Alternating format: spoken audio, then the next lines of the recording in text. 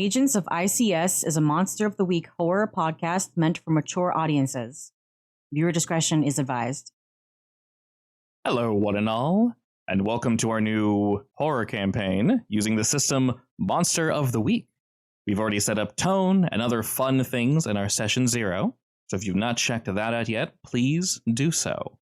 But for now, we're going to check in with our 3 agents, and then we'll get right into things.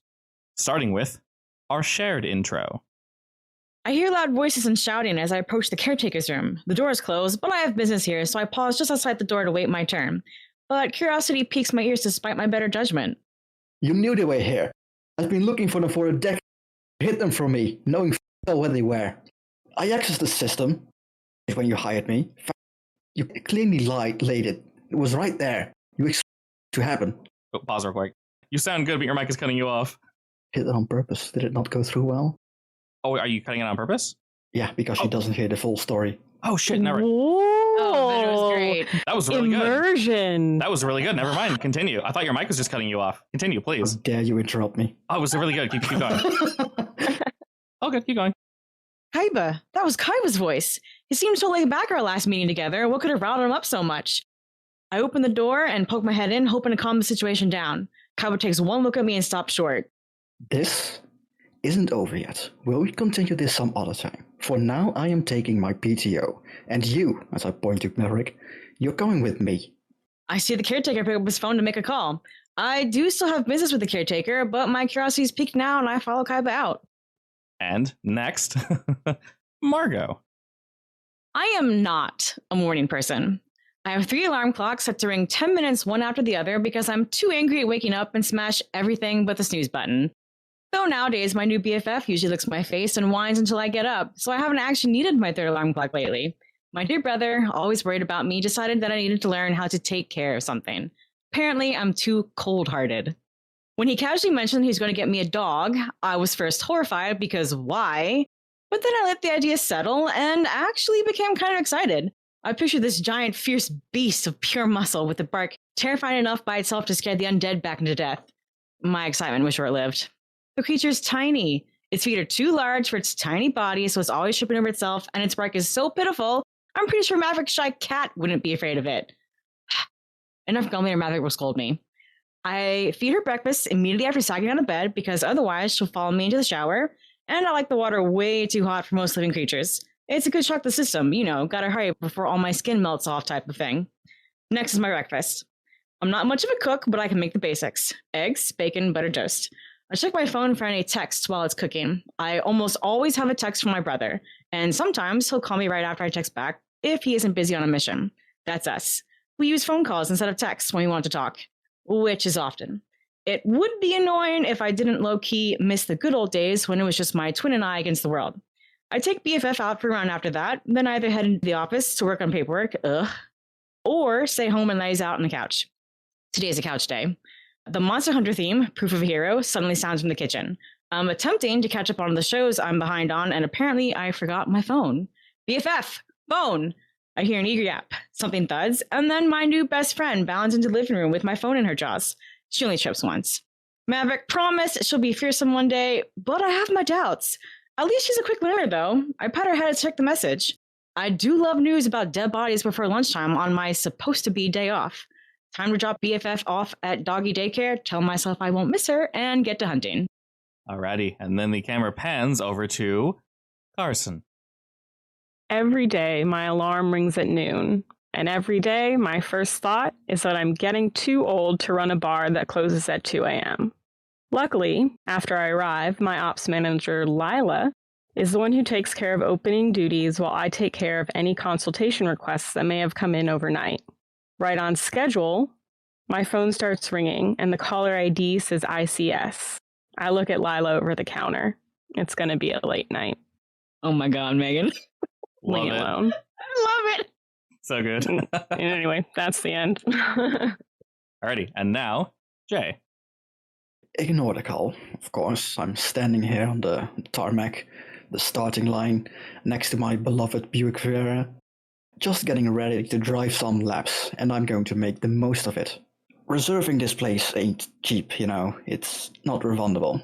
So I open the door and step in the car until I get passed by another ringing from my other pocket this time, a soft, shrill ring from a pocket watch that I'm all too familiar with. Fine. I reluctantly answer my cell phone. You have a job, the caretaker says. Are you kidding me? Today's supposed to be my day off, you know. I'm not even in the city. I can't refund this reservation. He mentioned something about my contractual obligations and being on call, and this being a special case. Fine. I get it. Contract, but you better compensate me for the money I lost here. The caretaker cuts me off before I can even finish that sentence and tells me about how I can deduce it or write it up as a deductible. Yeah, deductible. Okay, fine. What about the overtime, the hazard pay? The caretaker mentioned some numbers and percentages and wages, and I sigh loudly again. Yeah, sure. That sounds good. I'll be there in an hour. I grumble some more before I hang up my phone. Stand there contemplating for a few more seconds before I take out the intricately inlaid silver ornamental pocket watch that was ringing at me so fiercely seconds ago. You owe me at least one lap. Any complaints? The pocket watch stays silent, and I smile. I jump in my car and take off at a mildly dangerous speed. And after my lap, I finish. I leave the place, take to the highway, and continue at the same mildly dangerous speed, and make it to the office in record time. I'm sure nobody will complain about that, right? Arriving at my destination, with time to spare, might say, I leave my car, light a cigarette, and turn around. I could go get for some early lunch. Awesome. And I was going to ask who would probably get there first, and I almost want to say Jay is most likely that answer. Does he? Because he goes to take early lunch. That's a good point. Okay. Alrighty. And the call or email or however you receive information is as follows. I.C.S. needs you to head down to Russell Springs to handle a troubling incident. A local who was visiting home during his college downtime murdered his family and neighbors. The agency has sent a coroner to assist the medical examiner of the town to give you all an in. Please arrive at the local law enforcement station by 1 p.m. this upcoming Monday. Ask for a Julian Reyes, and they should allow you access. We have provided documentation if you wish to present as FBI. Other covers, as per usual, are acceptable and may be used at your discretion. Remember, discover and stop the incursion. Minimize exposure, and never reveal our existence. And with that, considering Jay might have taken a little lunch break, who would arrive first? I think I would. Yeah. I'm not a morning person, but I definitely got up before lunch. Yeah, and I definitely only got up at lunch, so. Well, the Monday rolls around. So those that are early, do you just kind of wait, chill? You go straight to the station? Margot is definitely the type to go straight in and start asking questions, whether they're provided or not. Fair enough. Do you wait for your allies that you know are arriving? All you guys were told is 2 other people will be joining you. Now I'm going to start perusing. I want to understand. And Mr. J, Margot arrives a little early. Carson arrives at pretty much exactly 1. And you were early, but you went to go get food while you were in Russell Springs. What'd you get? He just went to like the local sandwich shop. I'm sure there's one around. Excellent. Did you take it to go, or did you enjoy your meal there? Yeah, but he's like leisurely eating it as he walks back, so he isn't in a hurry. They did interrupt you after all. And like I was mentioning, Russell Springs is a rather small, little quaint town. You guys didn't have any issue finding it whatsoever. You check cell reception and, everything is just fine, as it should be. So we're not in the middle of nowhere. We're not surrounded by mountains or anything. As mentioned, it's only about an hour and a half or so away from the primary city that we've done some business in before. And as you arrived up first, Margot, are you like walking in and going to talk to people or what? Yes. Okay, you go straight to Julian? Yes. Alrighty, well, you go ahead and walk on in. And as you do, you, of course, are going to meet some folk up at the front counter. And they give you a nod and a look. You're not sure if they're expecting you or not. I ask for Julian. He's expecting me. The officer behind the counter is not necessarily ignoring you, but they seem very busy, very hurried, stacking papers and such, and talking with other folk. They actually look a little too busy for such a small station in such a small town. You see many folk rushing left and right, moving papers around, and some folk just look exhausted, tired. You can probably, guess why. But when you mention that you're here to meet someone, their eyes light up and they look up at you. And with a smile on their face, they actually seem really happy to see you. And they point just around the corner to the back, let you know that's where the medical examiner's room will be. I'll nod and head straight back. You actually get a couple eyes on you. And as you're walking down this hallway, you hear some whispering behind you, and you get a couple waves, you get a couple smirks and smiles. People seem to be happier here for whatever reason. Should I be creeped out by this? Is this normal? Potentially. Okay. I'll pretend I don't notice it.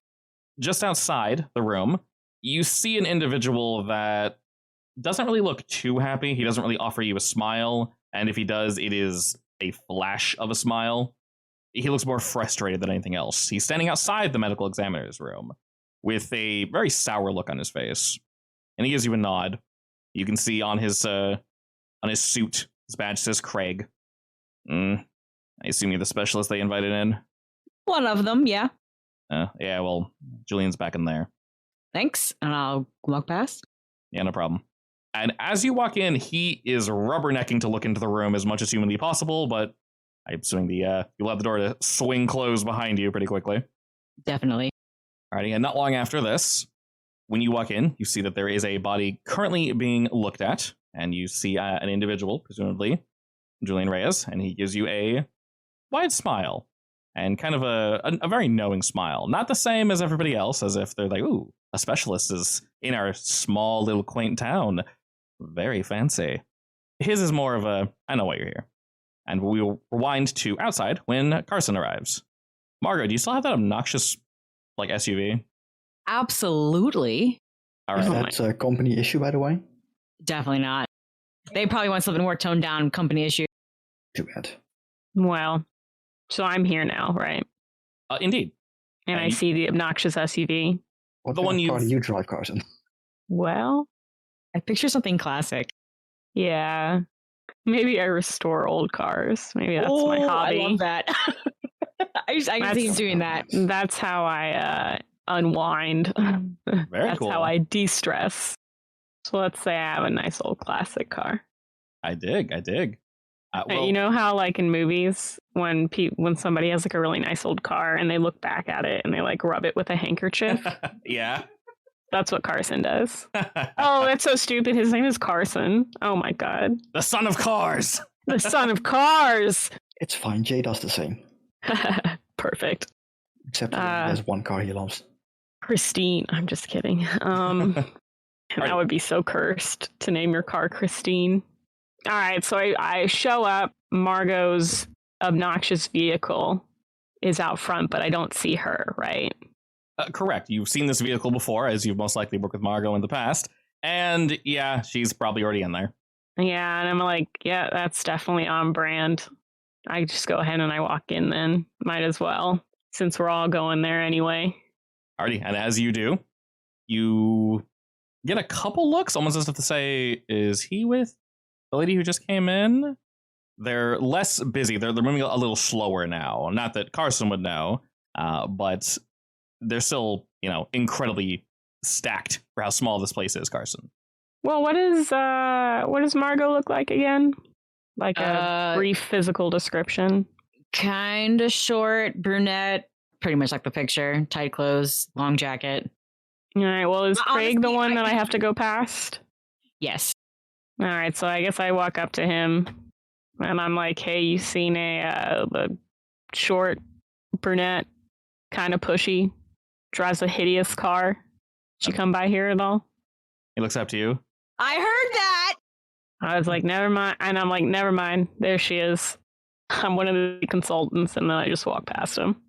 Alrighty, excellent. Unless he tries to stop me. No, they probably would have checked if you're here to see Reyes as well. And then you would confirm that and they would go ahead and let you on in. And you receive the same looks. So everyone's looking you up and down like, ooh, very fancy. All right, cool. All right. Well. Do you say anything to Craig, who's on the outside? He looks just as sour as when Margot walked past him. When you say he's not smiling, is he upset? Or is he... He doesn't look bored. He doesn't look upset at your presence. He looks sour in general, and his expression is very much forced. He's if he were forcing a smile, which he does kind of for a second, it's super obvious. He's not mocking you in any way, shape, or form. He just probably isn't used to whatever's happening currently. And he's just kind of standing outside the medical examiner's room. And he's wearing his uniform, so like he probably should be in there, but he's standing outside of it. I nod at him and I'm like, hey man, how's it going? Things have been better, so not great, but you know. You want to talk about it, man? Yeah, I mean, you're one of those specialists, right? They called you in. Yeah, that's me. Yeah, well, apparently you're taking my job. I'm not qualified enough to look at the body. You know, ignore the fact that I've been here for 10 years. Well, you win some, you lose some. Yeah, apparently. At a game, why is he... how does that work? How's what work?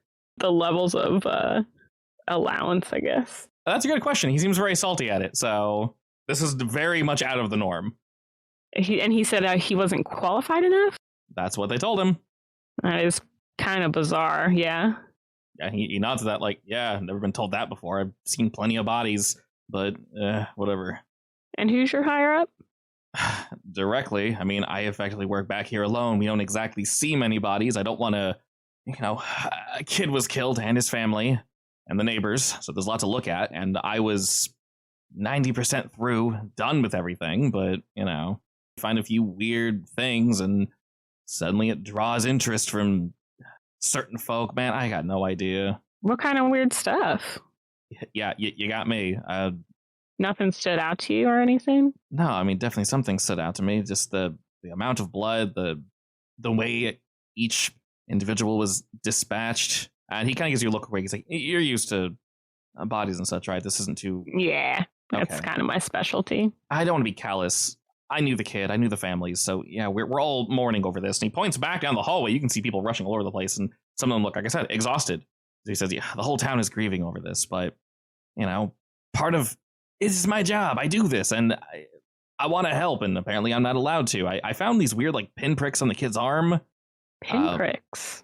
I wasn't allowed to look closer. You said on the arm? Yeah. After the murder, apparently someone was called in to help. I didn't know by help they meant, remove me entirely. That does sound really weird. Yeah, it's a little shitty if you ask me. So I'm waiting out here until I'm allowed to go back in. Yeah, sorry about that, man. He waves a paperclip at you. He's a paperclip, like a folder. He's clearly he's still filling stuff out. He's still working on something, but he's just basically he's just waiting outside, just kind of. So wait, what is he working on? Just notes, effectively. So he's not just standing around. So he filling out, yes, I saw this, blah blah blah blah, signing papers, boring shit, basically. Okay, all right. Well, I'm gonna head on in there, but if you happen to remember anything that kind of stood out to you, let me know. And he actually offers you somewhat of a genuine smile. He says, "Yeah, will do." He looks around a bit. I'm writing some of the weirder things down, and I have some of it in the notes, but I'm keeping some off to the side just in case they decide to yoink them. Like I said, this is weird. People don't normally come up from higher up, and I really kind of deal with very strange situations, so I'm not surprised to hear that they're being weird like that. Well, good luck. But, feel free to pass on any info to me, and I'll, see if I can, find it useful or anything like that. What was your name again? Carson. Carson. Nice to meet you. Is Craig. Nice to meet you. Yeah, likewise. I'm going to hand him a business card. All right, he puts it in his pocket. All right. See you, man. Yeah, take it easy. And I head on in. Jay, you probably wouldn't have arrived too late after this, so you most likely see the ass end of the conversation between Carson and Craig. I arrived 10 minutes early-ish, and then I went to get dinner for 15 minutes or so. Yeah. And then I would take a minute or two to look at the cars outside. One's nice. Yeah, I mean, he definitely notices the fact that there's 2 new cars, and one of them is a big, blocky SUV. Typical. And the other one was actually a pretty damn nice-looking antique. Ooh. Looks like Carson feels a tremor in the force. he feels somebody complimenting his car. Yeah. I mean, he takes note of it and then runs it through his mind, what type is it, and I'll figure out something and I'll let y'all know. I'm really bad with cars, so don't ask me. I'm like, it looks cool. Seeing that though, he does recognize that, my partners have probably arrived. So he's gonna go in, and he stands in the doorway, about a second or two too long for it to be normal. Taking a look around, really sizing the place up, basically. And he says out loud, well, once you've seen one of them, you've seen them all, I guess. As he just walks in towards the end, he doesn't even stop at the desk, he just says out loud to the clerk, Julian Reyes. They hold up a finger to stop you, and then they kind of nod, like, okay, we were expecting 3 people, you must be the third. And they just kind of motion, keep going, you're good. No, I'll keep walking. And then as you're howling in the hallway, it's about maybe 5 or so rooms down. It's at the very, very, very end. There's some swing doors, and you see them currently swinging as Craig is waving someone into the room. And then they kind of go back to sulking in the corner as you approach the coroner's office. Yeah, I ignore him. Okay. He just gives you a nod as you head on in, and a man with a tan skin, pulled back hair, very, very, very thin beard. Not that he can't grow it, he just probably keeps it short for intentional reasons. He's kind of going over, well, he basically told you, Margot, since you arrived so early, he'd like to wait for everybody to arrive just because it's tedious to go over information multiple times. But would you have asked him anything else? I don't know if Margot cares, or if you just would have waited. I would sigh loudly and then wait. Fair enough. All right, now that all of you are here, though, he gives the Jake 3 does of you... come in loudly eating, by the way. Okay, fair enough. Hey, he kind of gives you a look and goes, hey, friend, try to keep the food near, and he motions like a back area, away from the body, yeah? I mean... And it's rude not to bring any for all of us to share. And he'll keep eating. And it's also rude to call me in on my free day. I'm not part of that. Don't shoot the messenger, friendo. Shrug. I shrug too. I can feel that. He shrugs too. He's like, hey, I don't work here. I don't live here. They called me in too the last second. I pissed off Mr. Salty outside. Little sourpuss. I mean, no offense, of course. He seems like a nice individual, but yeah, he kind of looks at the window, and you see Craig looking through like one of the little circular domes, and he pulls his head back. He's just been kind of staring at me the entire time. He's, seems like a nice dude, but really attached to his job. Anyway, I assume we all know why we're here. All I know is there's a dead body. Honestly, I don't know. That's usually why we're here. Called in for cases. Correct. Oh. He points to not a child. He's, 19, 20 years old, kind of a bushy hair, but he is very, very much a dead. And he points to the wall where other bodies are stored. He says, we've already looked over the family. What would you like me to go over first? It's complicated, unfortunately. Who, where, and how, in that order. All right, well, the who, and he points to the body on the table. This here is Alex Reed. He's the one that was mentioned. He just recently came back from college. I think they're on break or whatever. And like I said, I don't know much about the people here. That's primarily why you folk are here, but looks back at the window. Craig's not watching, so looks back to you guys. He's definitely trying to keep it down. I'm here to look at the odd, and as are you. He apparently killed his entire family, all of the Reeds, and his neighbors, the Crabtrees. Do you want me to go over the other victims or him first? Did he kill himself after, or did he just die? It's believed he killed himself, yes. Start with the other victims. Alrighty. Well, let's see. We have the Reeds, mother and father, Frank and Darcy. Alex was the son, Greta the daughter. And then the Crabtrees. We have Clyde and Francine, and their son, Milo. The whole area is just an absolute mess. They're closed up by police tape currently. With your guys' cover, I guess on the note of cover, how are you guys doing this? FBI? Something else fancy? Y'all can do whatever you want, realistically. We'll figure that out when we know what type of cover we're going to need. Yeah, that works. I mean, we can cover for you. You know how it works here. I will say at this scene, though, I heard, from the pictures at least, that there's a weird lack of blood, at least compared to the weapon used and how these people were killed. There's, a decent amount. There was, 7 bodies found? And they were all in the same place, or? Well, the Reeds were found in their home, and the Crabtrees were found in their home. And how much distance is that? They're neighbors, so right next door. Okay. Was there any reason that the neighbors would have been targeted? That's what you guys are here for. I have no idea, unfortunately. Oh, okay. Do we know if they were, friends? Neighbor friends? Or I would assume so. Or is that also for me to figure out? Yeah, like I said, I'm here just to, give you the rundown of the body, effectively. What did the bodies tell us? Well, I'll jump to his, because his is the most concerning. Well, first and foremost, the reason why Craig was kicked out is there's 2 lines of pinholes running down both of Alex's arms. There's also, as he kind of walks up the body and turns it over and points to his spine, he says, as you can see here, there's a larger line of holes running down his spine. They're a little hard to see. You probably wouldn't get them on first blush. The ones in the arm are especially hard to see. They're on the outside, by the way, not the inside. He kind of flips the arm over and shows you. He says they run rather deep. They go into the spine. The ones on the arm, though, they don't pierce all the way through. They go about halfway. Is that it? Oh no, there's more. You can see here, he kind of pulls up just the general state of the body. His right wrist here is dislocated.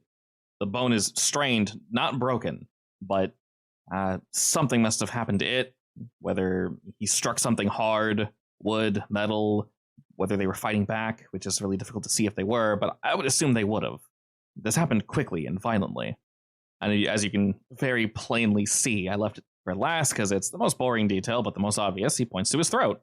Says, Alex here, to my knowledge, died from a blood loss, from a slit throat.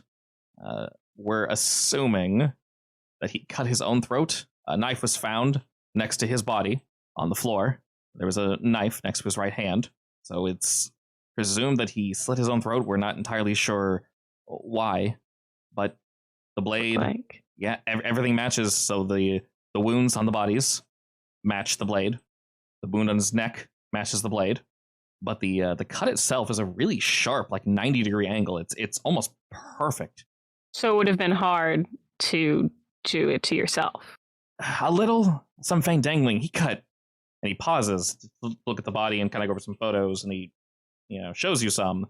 The body's had time to settle, but and he shows you an image of how deep the cut is, and it almost went to his spine, like to the bone. And he shows you just like it's a really deep cut. I'm going to be honest. I don't know if a person could do that to themselves. That's why we're here. The last little odd bit of fun information is, well, like I mentioned, the amount of blood found at the scene, at least according to the police and looking at a lot of these photos, doesn't seem enough, I guess. And blood from the victims, all 6 of them, 6, was found on his shoulders, on Alex's shoulders. And when you say there was not really enough blood at the scene to match the wounds on the, like, for the amount of bodies? Yes, at least it seems that way. Does it look like the bodies are moved at all? Pulls open a sheet, and kind of flips through them. He's like, these photos aren't the best, unfortunately. And of course, the bodies have been moved, and he points back. He's like, I've already looked at them. There's one more detail I can add to those, but other than that... And what's the one detail? Well, I don't know how to describe this precisely. It's a bit weird. Near some of the deeper knife wounds, there's not necessarily like, I guess, see, I don't know if they're pinpricks. It almost looks as if they were stabbed once with the knife. And it went into, this thing was like a 9-inch, 8-inch knife. It was rather large. Probably used for cooking, one would assume. But near each wound, there were tiny little stabs, almost as if Alex stabbed them like, I'm saying, 1/8 of an inch in? It's weird, doesn't make any sense. And each stab wound has, I don't know, 6? So each stab wound has 6 smaller wounds around it? Yes. Were they only stabbed once? Oh no, they were stabbed multiple times. They were killed very quickly. So the marks that Craig was saying that he found on the inside of the arm, what were those caused by? So Craig said he found the same little pinholes. There's 2 lines of like pinholes running up the outside of Alex's arm. Just Alex's, though. Just Alex's. And they're specifically like pinholes. Really, really, really tiny. As if you got a shot from one of the newer needles that are like real tiny. And just two. They're about 1 inch or so across. And they go from his wrist all the way up to basically where his shoulder is. Were the victims stabbed in like specific locations that repeated across the victims or just randomly across them all? That's an interesting question. I'll be honest. I wouldn't mind Craig working in here with me, but he's not allowed to for many winks. He's like, you know why? Wow. I'm slightly busy, so it's difficult to tell. If you guys wouldn't mind looking at some of the photos and such, you can probably parse out some information if you like. I mean, of course. I don't hold mind my hand out. bodies. I hold my hand out for some notes. Yeah, I mean, you guys are here. You can look at the notes. You can look at the bodies. You're more than welcome to. I'm still trying to do the technically, legal stuff. I can't just, look at the weird, spooky holes in this kid's body and like peace out. I have to actually finish this report. So I'll be here a little while, but I can answer any other questions you have, of course. So the stab wounds are surrounded by a series of smaller stabs? They look like smaller stabs, yes. Except, so if, let's say the stab is vertical, each of these stabs are like equidistant from the hole. All of them are. And they're running perpendicular. And if any of you would like to look at the bodies or the notes. I'm going to look at both of them. All right. Well, that sounds like we doing a roll. Sounds like we investigating. Alex, it's presumed that he slit his own throat, right? Yes. But the stab wound is almost exactly 90 degrees. Yes, it's 90 degrees from his body. And it's incredibly deep. Right. It literally goes to the bone, to the point where there's a chunk taken out of the bone, and it's perfectly 90 degrees. I do not think that is. Sorry. I'm just surprised that they're like, oh, that's definitely something he did to himself, because I don't think I would ever think that. Anyway, if somebody else wants to take a look at the body or the notes first, I'll come back in a second. Whoever would like to look, you are more than welcome to roll Investigate a Mystery. Ooh, which body are we looking at first? You can roll the neck cut. Yeah, so you can look at his body, and that'll be a roll. You can look at the notes, or you can look at the physical bodies of the family. Your choice. I'll do the bodies of the family. Okay. That's Investigate a Mystery. Bingo. Off to a good start. Alrighty, that's a failure going to mark experience, Margot. See, you'll level just fine. Wait, we're starting with 0 experience, right? I still have 2. That's fine. So they're starting with 0 if they have 0. But whatever you have, keep that. We're starting from everything else being normal, though. So your luck is reset to 0. So whatever you have, keep it. It's fine. Okay, and I technically need 10 experience points now, right? Correct. So whenever you fill that bar up, write somewhere that you have 1 experience point, or 1 experience, point, whatever you're going to call it. You need 2 experience points now to gain a new thing. Okay. Maybe we'll call it something different, but yeah. Can I investigate? Yeah, go for it. I'll pretty much answer Margot's last. Carson, what were you looking at? So Margot is over by the family members. Yeah, learning nothing and pretending that I did. Okay, well, since she looks like she's very busy, I was going to go over to Alex and investigate. Okay. His body. Alrighty. And as mentioned before, we're using the slightly different version of Investigate a Mystery. So that basically grants you 1 generic question. Hey. So what do you want to know? Remember, I'll be nice with these. You can't waste a question. If it's dumb or I've already answered it, I'll just say pick a different question. So he has a ton of blood all over his shoulders, but it's everybody's shoulders? Like blood from everybody? Yes, blood from all victims are on his shoulders. It's like mixed. That was my main question about Alex. He's got all of their blood on his shoulders. That's very odd to me. Yeah, I know. I'm not sure how I can use that to ask a question, though. I mean, I guess, like, does it look like if it's splashed there, or does it look like it? Or are we talking like, Carrie with blood all over her, dumped later or whatever? Yes. Does it look like it was? I'm wondering if maybe there was a mouth there, and that's where the blood went. A mouth?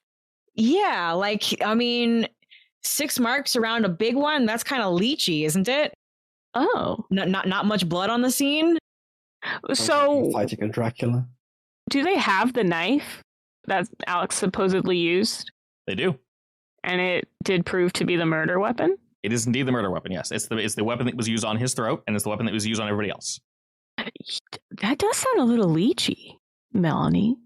Is there any way of telling whether or not those smaller perpendicular stabs were post the initial stab? Yes, so you can definitely ask like a generic question. So you can say, I want to know more about the blood in his shoulders. You can ask a question like that. That's perfectly fine. You can say, because you only get 1 question. So you could say, I want to know more about the knife, or more about the, I guess the weird holes on his victims. So I want to know. Sorry, I'm trying to decide if I actually want to know more about the smaller holes on everybody else, or more about the ones all the way down his arm. But I guess since I'm over by Alex, I'll ask. I want to know more about the wounds on his arm. I mean, I was also going to ask about his neck cut anyway, so Yeah. assuming I roll well. Okay, so are you both looking at Alex then? Yeah. Oh, if that's the case, go ahead Jay- and roll Jay, because you're both looking at the same time. It's fine. Yeah. I mean, I would have asked for the knife, basically. Yeah, sure. So essentially, the failure for you, Margot, you're looking over all these bodies and you're going in in crazy detail, but there's so much to look at. It's going to take up a good portion of your time, and you're not going to find anything. Okay. But you're going to think you found something. So, Hey guys, look! Oh wait, never mind. effectively, Jay, we got a 9, mixed success. Yes. So as the two of you are looking, since we know you'll also get a question because you are two looking at the same time. Carson, your question was regarding the little pinholes on his arms. Yeah. What more did you want to know about those? I want to know if it looks like something was attached or if something was injected. Okay. I'm not sure if that. Yeah. Looking at the report, it doesn't necessarily seem that anything was injected with a needle, but looking around the skin and the hair, you can see somewhat of a disturbance, and it's equidistant on both arms, and it kind of wraps around to almost the under part of his arm, his inner arm. So where the hair meets the under part of your arm that's soft and has no hair, it almost looks like a really crazy adhesive tape was just ripped off and took all the hair off there. Not all of it, but a good portion of it. So the hair's really spotty. Would it be like too much of a jump to think that there was something attached to him then? That's not too weird. And I guess that might make sense if Does it look like the way that his throat was slit then, if there was something else doing it from behind him. And that's what I was going to ask. All right, and then what is your question, Jay? Does the neck wound look self-inflicted? Because Jay has been around, he knows some things like that. If you've seen someone slit their throat before, they would have had to be on some crazy drugs to cut this deep and that perfectly. Yeah. Very abnormal. Yeah, it's definitely not normal. Usually it's more jagged, more teary. This is a perfect Too cut. perfect and too deep. Yeah, it almost looks like a butcher's knife. Like he was laid down and someone just thunk right in his throat. Is Does it- the knife itself look like a particularly sharp knife, or is it just your generic kitchen knife? It's actually a pretty high quality kitchen knife, and it was sharp. It's taking a little bit of a beating now. Are we sure that Definitely get the some bone with it. Oh, yeah. that the same knife that stabbed the people is the knife that cut his throat? Yes, they verified it's the same knife. Okay. And Some deep cuts. Usually, the moment you cut your neck, you don't have the strength to, well, keep cutting this deep. precisely. So, Margot, I will allow you one question, but my answer might not be clear. So, with all these bodies, what were you thinking? What are you looking for exactly? Oh dear God, I need to think about that. You can always ask later. Not a big deal. But you'll see, this is probably going to take a while, about, say, 30 minutes to an hour or so, with Margot looking over the bodies, definitely closer to an hour of us looking over the bodies and such. Are we also allowed to go over to the other victims, or is that something that we are not allowed to do? The other bodies of the family members? Yeah, because me and Demons looked at Alex. Yes. Would We it keep be okay investigating. for us to go look at the rest of the victims? You can, yeah. Oh, I remember no question. Okay, what was your question? I wanted to know if the knife wounds targeted specific areas on everyone. That's a wonderful question. Carson and Jay, are you both looking at all the bodies of the family members? Yeah, I'll be moving on to them. Yeah. Okay, I would be looking at their effects. okay, you two roll as well, and then maybe that'll help Margot's answer a bit. I don't want to give Margot a BS answer just to give one of you a correct answer. Oh, Alrighty. no. Jay, that's a I find 6. Nothing on them. Go ahead and mark experience. All right, a full success. So Carson, you can either ask a very pointed question with great detail or 2 generic questions. Well, what were the questions you wanted to ask, Melanie? I'll decide if they're worth it. I wanted to know if the stab wounds were targeting the same areas, like heart, Same areas liver- of the body? Yeah, heart, liver, lungs. Yeah, actually, that's a good question. Let's say that. Are the stab wounds in the same area on each body, or are they all different? Are the stab wounds anatomically significant? That is a good wording for that question. Great question. Yeah, look at that is a good question. It can be in depth, so make it in depth. And I can give a great answer to that. So, Margot, you might be getting in the way a little bit of Carson. I don't know if you want to describe, but like you don't have all the bodies like out, but like you're looking at a lot of information while they're both looking at Alex. So you think you got this down, Margot, and like you're trying to piece things together. And Carson, you move in to help, and you determine pretty quickly, actually, with an overview, that it looks like each victim was targeted efficiently, so efficiently. It's almost like they were stabbed in the area most likely to bleed out. So that could even be like major veins, right? Specifically, like arteries. Specifically, the wrist area, some like places in the neck, directly in the heart. Nowhere in like the nowhere in the intestinal zone. Yeah, inner thighs. Nowhere in the intestinal area was anyone stabbed. So there would be no like fecal matter or anything or intestinal junk mixing with the blood. So nothing that could mix. Yeah, okay. I was just gonna say so it wouldn't be able to mix with the blood. Right, pure blood. Sounds a little, Melanie. What? Your little leech thing sounding a little more plausible. I mean, it's definitely not a leech, but it's definitely something leechy / parasitic, I'm thinking. He definitely likes blood. So all stab wounds were targeted in places in close to arteries. Yeah, or quickly fatal areas. Like if you were, so to be clear, if you were stabbed in any one of these areas and did not receive immediate medical attention, you would bleed out within the minute. Okay.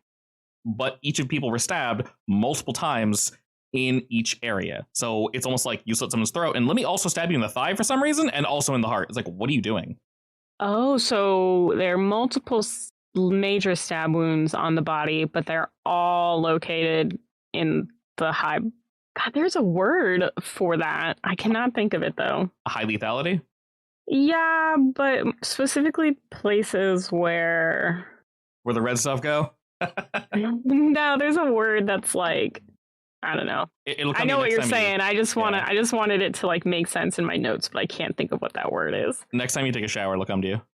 Vital points, maybe. Yeah. Alrighty. So with everyone looking, maybe we get a little bit of experience of too many cooks. So we kind of bump into each other a little bit, but we get the answers we need. And in terms of their affects, Jay, what was on them? Very, very normal stuff. It looks like, in fact, they didn't have their wallets on them. They didn't have keys on them. It looks like they were just relaxing, realistically.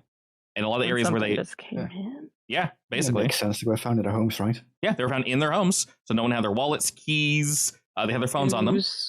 They had, some of them didn't have their phones on them because they were most likely playing with them at the time and they dropped them. So that's, understandable. Someone was like working. So the pen wasn't on them, but it was like nearby. So they were writing, things like that, but nothing major, honestly.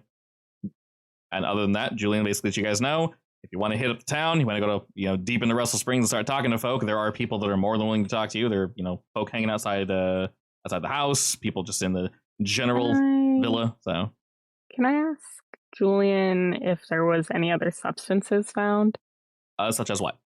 Like saliva or just anything weird around like anything like the blood. smaller stab wounds, like the little ones. Does that make sense? Yeah.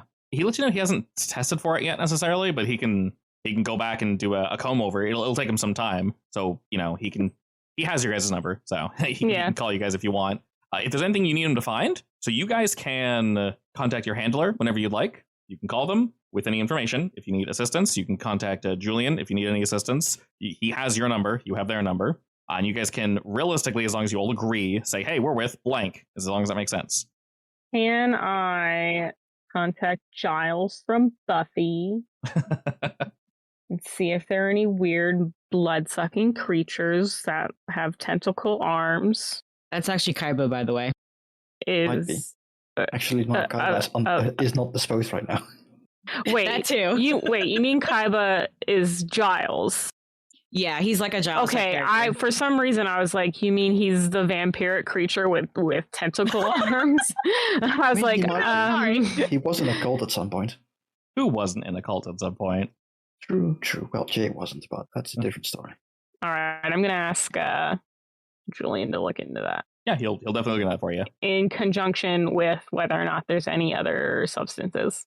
Yeah, definitely. He'll check for He'll check in their blood to see if there's any drugs or anything, if there's saliva, anything that shouldn't be near wounds or in them. But there's a lot of bodies, so he'll be here a while.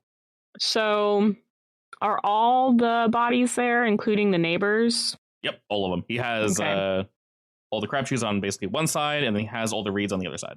Okay. So it was the Crabtrees and the Reeds. Are the houses available to be investigated? If you'd like to, yes. And in general, just because we have all of Russell Springs available to us, we don't necessarily need to go to a particular area. You guys can just say we pile around town, either together or separately, just looking for folk that are willing to speak or have rather loose lips. And then I'll just throw an NPC at you guys and say, hey, they say this. So.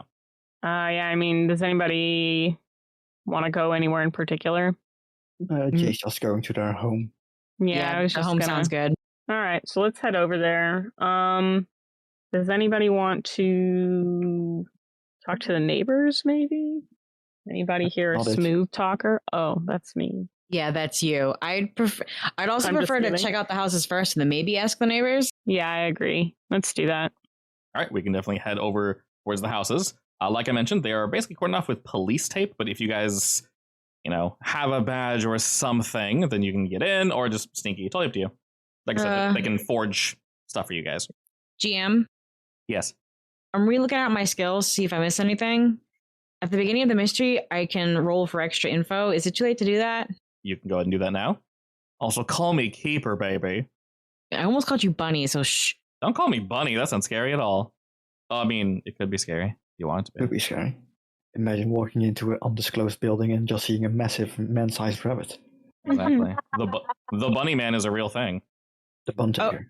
Okay. Scary. When you are in good standing with your sect at the beginning of each mystery, roll plus charm. On a 10, they provide some info useful. On a 7 to 9, you get a mission associated with the mystery, and if you do it, you'll get some info or help too. Let me get And then over it says, if I fail the mission or refuse an order, you'll be in trouble with the sect until you atone. But that's after it says on a miss. So I don't know if that's included with the miss roll or the 7 to 9 roll. That's miss. Yeah. So 7 to 9 is you get a mission associated with the mystery, and if you do it, you'll get some info or help. So they let you know, Margot, that if there is a nasty beastie running about, they would like you to procure it and bring it back. However you do that, please do so. Why do they always want these damn things alive? Not necessarily alive. Because they're bad people. Now, alive would help because they can study it. Dead is fine, but they want it, whatever it is, brought back. You don't necessarily need to bring it back. Sometimes things will escape. So in order of, yay, thumbs up to Margot, alive, dead, you didn't get it at all. So if there is a something to get, please do so. Yeah. It says I get a mission associated with the mystery, and if I do it, I'll get some info or help. By the time we actually catch the damn thing, the mission will be over. I will say this. If you determine what you're looking for, you can call in to I.C.S. and say, hey, I think we're looking for a blank, or it is blank adjacent, right? You don't need to come up with a name like, oh, we're fighting a vampire. That's fine. Or, something weird. You can just say, hey, I think it's like a sea creature or something of some variety. Could you help me with this? And they would say yes or no. So you can call that in whenever you'd like. They're assuming you're going to do this. If you call in help and you fail, then Margot's going to the corner. What? That's on a miss. You just said so. No, it says they want you to do the mission. So if you call the thing in and you completely fail, then they won't be very happy. It's nothing horrible. I'm joking. They'll be unhappy. I'm real tempted to get rid of this skill. I don't think this is a good skill. Paperwork. Yeah, it might be Not paperwork. Oh god. Okay, but this does tell us that it's definitely a creature. Yeah, so if, like I said, if there's a creature present, they'd like you to call it in, and you're correct. After you succeed, you get a question. That's silly. So if you ask for resources and then you still don't provide Margot, they'll make you do paperwork or something stupid, basically. Other than that, yeah, the three of you are more than welcome to head over to the home. And some of the officers kind of give you guys a wave. They seem happy you guys are here. In fact, someone offers they can show you to the home if you'd like, and they can help you. But you don't have to accept it if you don't want to.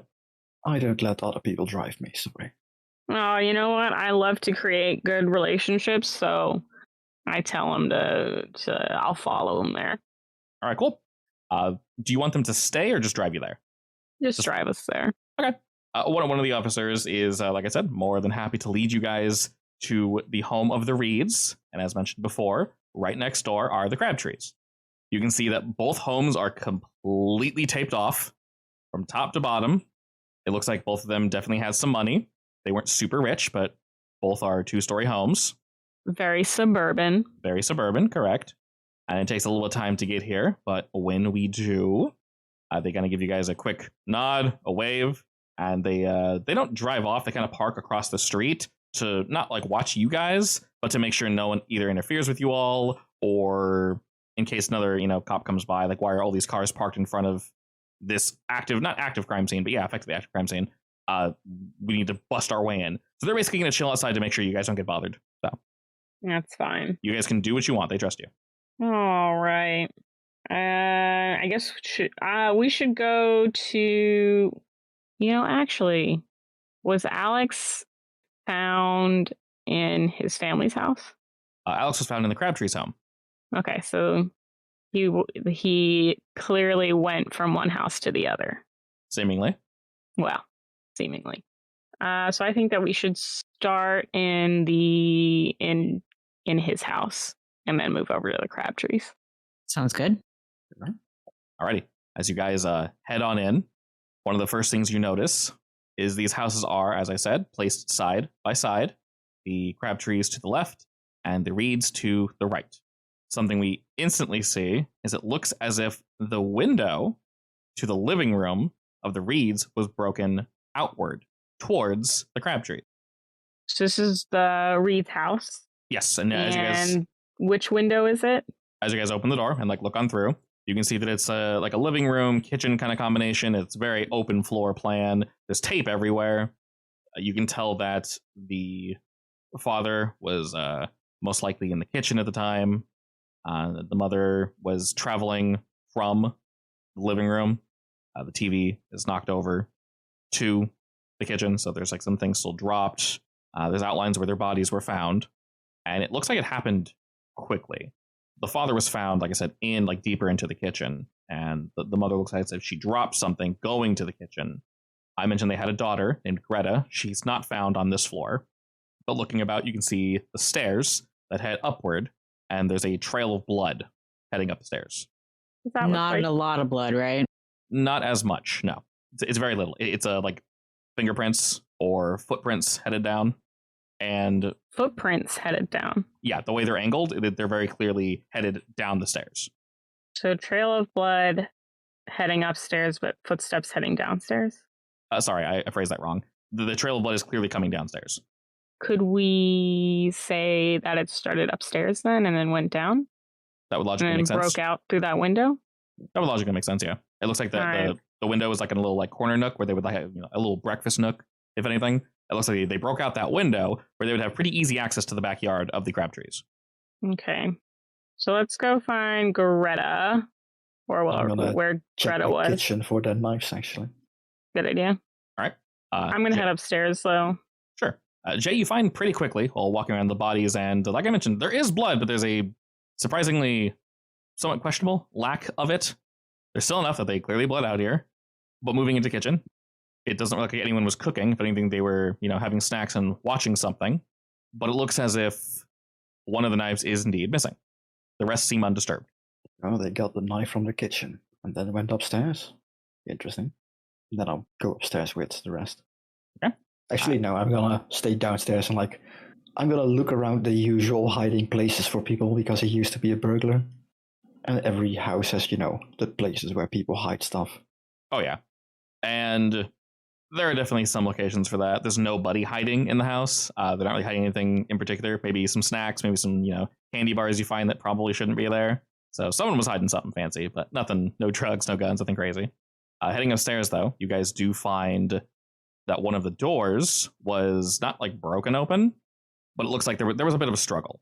The frame doesn't seem smashed or anything, but this is very clearly Greta's room. And it looks like she died while she was still on her computer. There's blood sprayed all over the screen. The chair looks like it's spun back towards one of the windows, and her body was found just in front of her desk.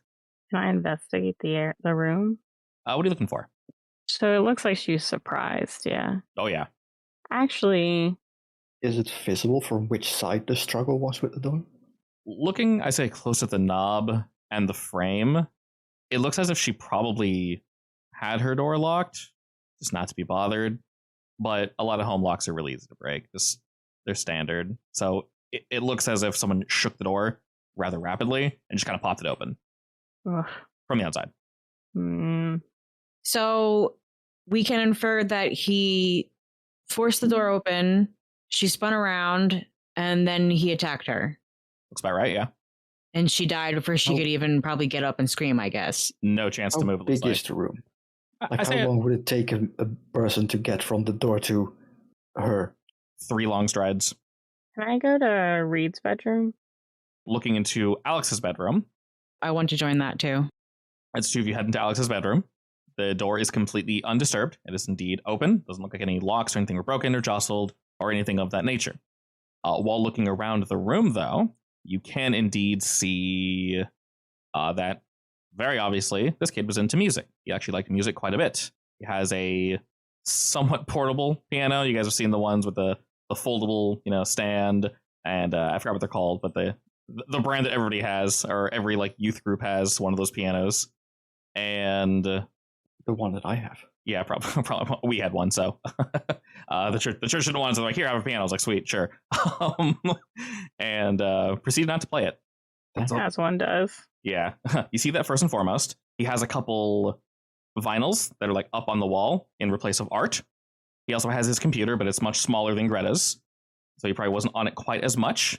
And he has some music placed out. Other than that, besides just being a general fan of music and, your average movies for a 19, 20-year-old, he's got some posters up. His room seems pretty much undisturbed. So it seems undisturbed. Yeah, his bed's a little messy, though. He said he came back from college. I want to look at his luggage and maybe see if he went somewhere, like maybe a vacation or an outing with friends or some sort of big event where he could have come into contact with potentially something weird.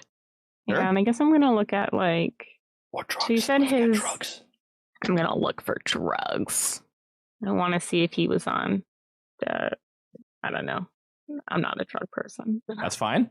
I do... Can I do, like, a... I know you said it was largely undisturbed. Could I do, like, a closer look and see if there's anything that seems, like, out of place? Very much so, yeah. Go ahead and roll Investigate a Mystery for me. And looking through his packaging, looking at his, okay, I almost said something even worse. Looking at his luggage. Don't look at the dead boy's package, please. Yeah, I was about to say, looking at his package, no. Okay, Margot. Let's not, though. Looking at his luggage, Margot, he completely cleared it out. So all of his clothes are put away. In fact, there's like nothing on his floor. No dirty clothes. They're all put away. You notice. So whatever was in there is out. It was actually pushed away into his closet. Does he have any souvenirs? From college or like in general? Just in general. Oh, yeah. I mean, he wasn't like a big traveler, but, standard knickknacks and such.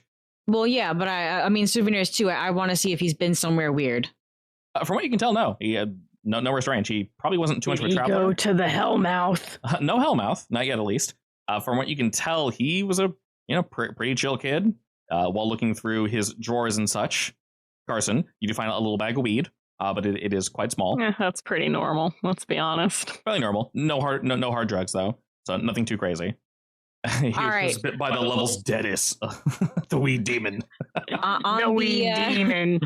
Okay, don't know this for sure, obviously, but on the thought process that it's a leech or a parasite of some kind, he didn't go anywhere watery.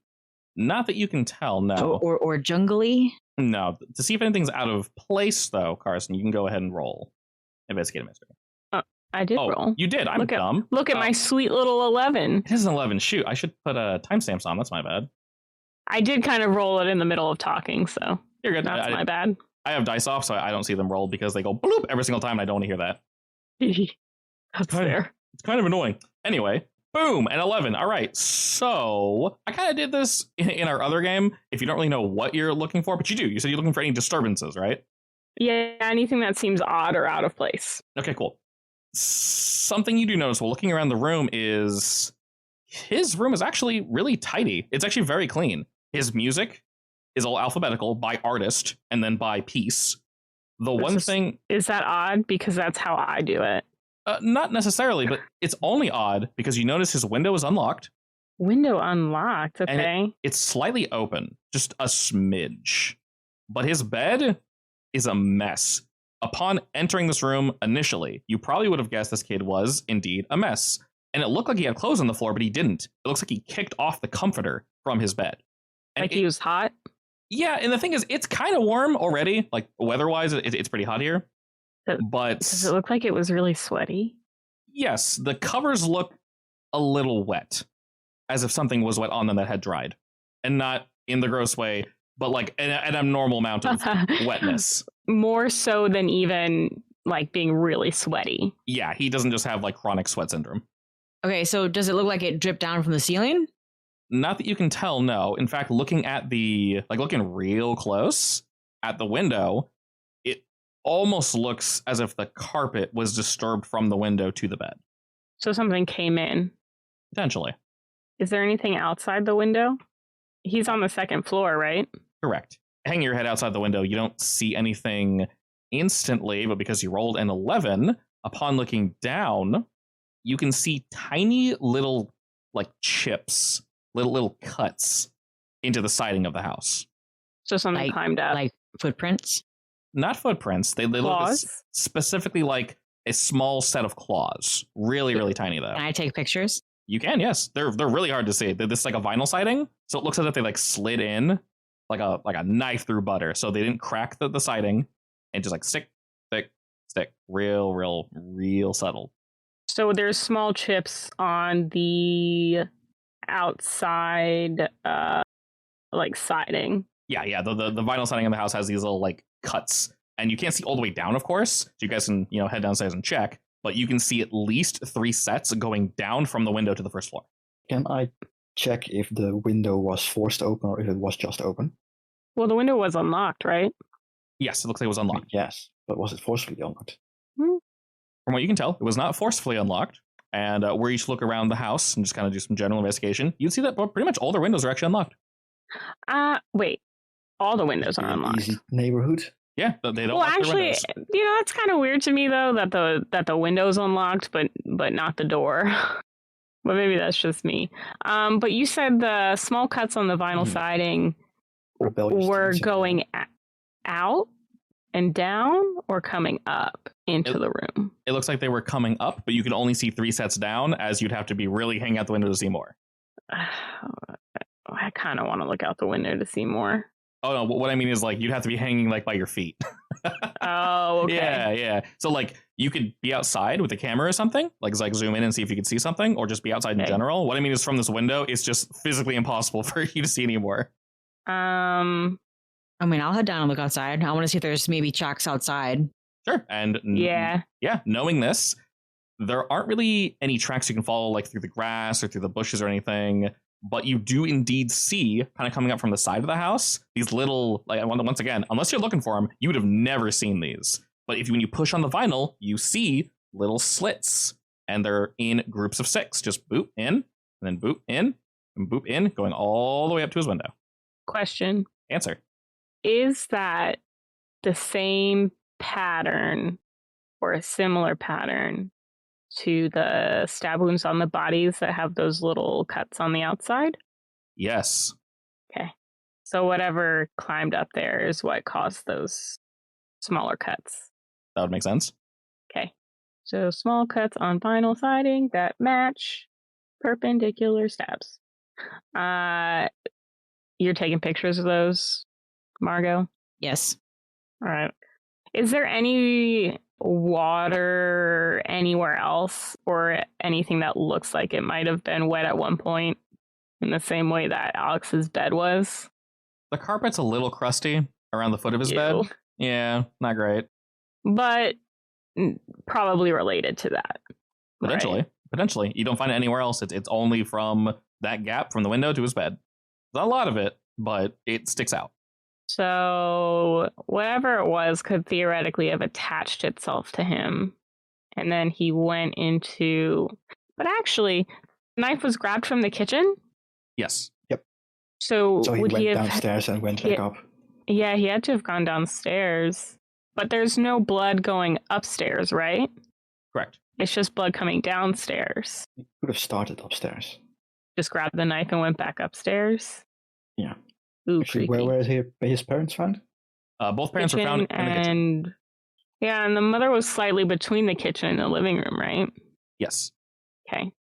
I'm going to go back downstairs to find Jay, unless I see anything else that's odd. Nothing else that stands out. All right. On the stairwell. Is it a stairwell? No, it's just stairs, right? I'm not sure. But it's just a L-shaped stairs. They go up and they turn to the left. I don't know why. I don't understand how a stairwell differs from a stairway. So there are footprints going down Yes, that match. they do match his. Stairwell is more like something you find in a really tall, like, apartment. Oh, that like, makes sense. Yeah, literally imagine a well and just stairs going down. So One is a room for stairs, other one is just the stairs. yeah. So this basically. is just a stairway. Yep. It's a hallway except with stairs, so it's a Bingo. stairway. Well, can I follow Alex's footsteps? Yes, and if you do, they lead straight to the living room and then straight to the kitchen, and then after that to the window. So presumably it was Greta, mother, father, Crabtrees? Yep. So that doesn't make sense, though. He went Well- downstairs for the knife, went back upstairs to kill Greta, and then came back down for mom and dad. And mom and dad didn't notice him coming down and going back up. Well, there was also the window that was blown out to the outside. Yeah.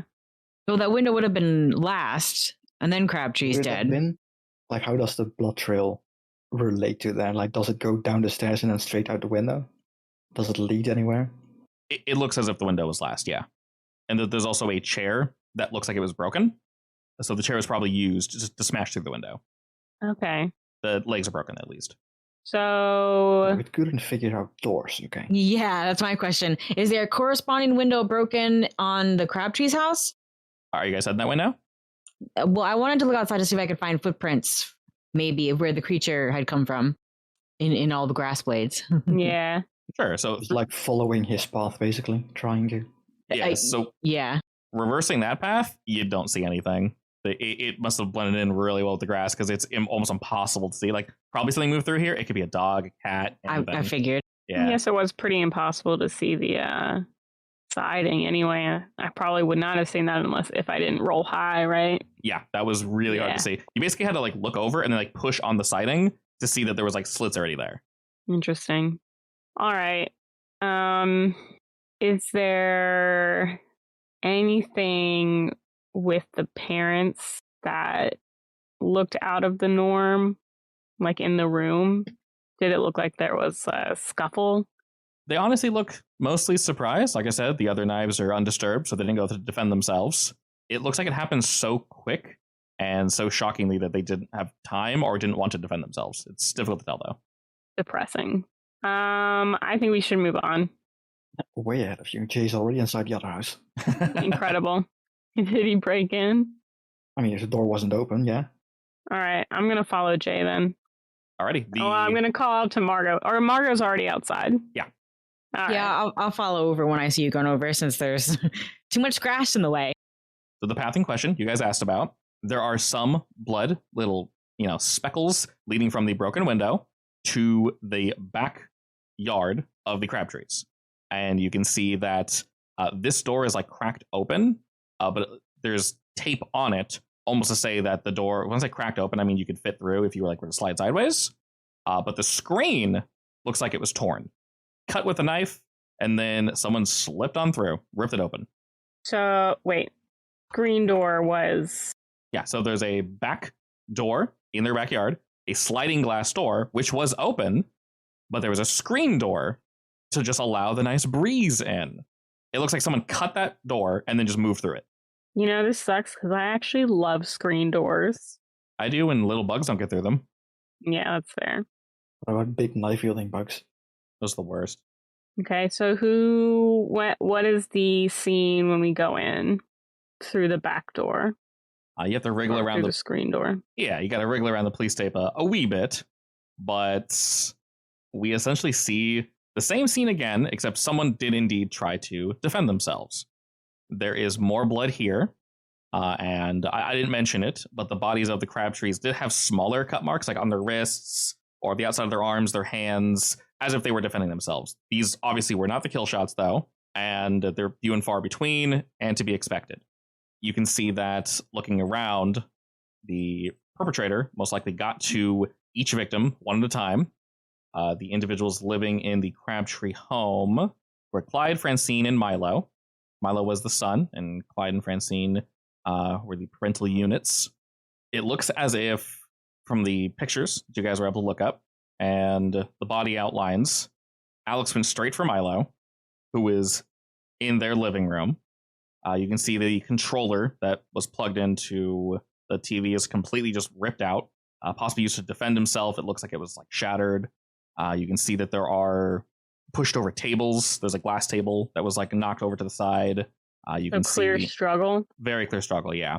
It looks most likely that Milo was taken out first, but Clyde was trying to most likely stop Alex. You can see various areas where people were definitely clearly pushed around. There's like, smashed pictures that have fallen over, chunks taken out of drywall, et cetera, things of that nature. And upon looking around this lower area, it looks mostly between a fight between Milo, Clyde, and Alex. So Milo, Clyde, and Alex were the main struggle? Yes. And since you guys looked over their bodies, Clyde was big enough to defend himself. Definitely. Milo was approximately the same age as Alex. So if he was big enough to defend himself, how much struggle do we see? Like, can we tell he was easily overpowered, or did this guy put up a fight? Judging by there were a lot of hard struggle signs, right? Yeah. Judging by Alex's body, you're not sure if Clyde put up much of a fight. So you think Alex might have taken him out pretty easily? It looks like it. It looks like there was a struggle, but it was fast and violent. A panicked struggle. This was not prolonged. It was quick, violent, and ended just as quick as it begun. He also jiggled open a door and took like 3 strides to instantly kill his sister. So yeah, it's definitely inhumane. Yeah, definitely an enhancement. Clearly, well, we think something was on Alex, right? Or in. Might explain why he cut open his neck, I guess. Yeah, but he also had those things on his arms that made it look like something was like stuck on the outside. So it was Milo, Clyde, and who was the third person? Francine, the mother. And where was she? Is she not in this room at all? Correct. From the report, we've determined that she died upstairs, unfortunately. I'm gonna go upstairs. Okay. Anybody else wants to look at the... Yeah, I'll follow. I'm gonna do the same in this house where I check the usual spots. All right. See if there's anything out of the ordinary at all. As you guys head upstairs, there are, once again, traces of blood, except the footprints.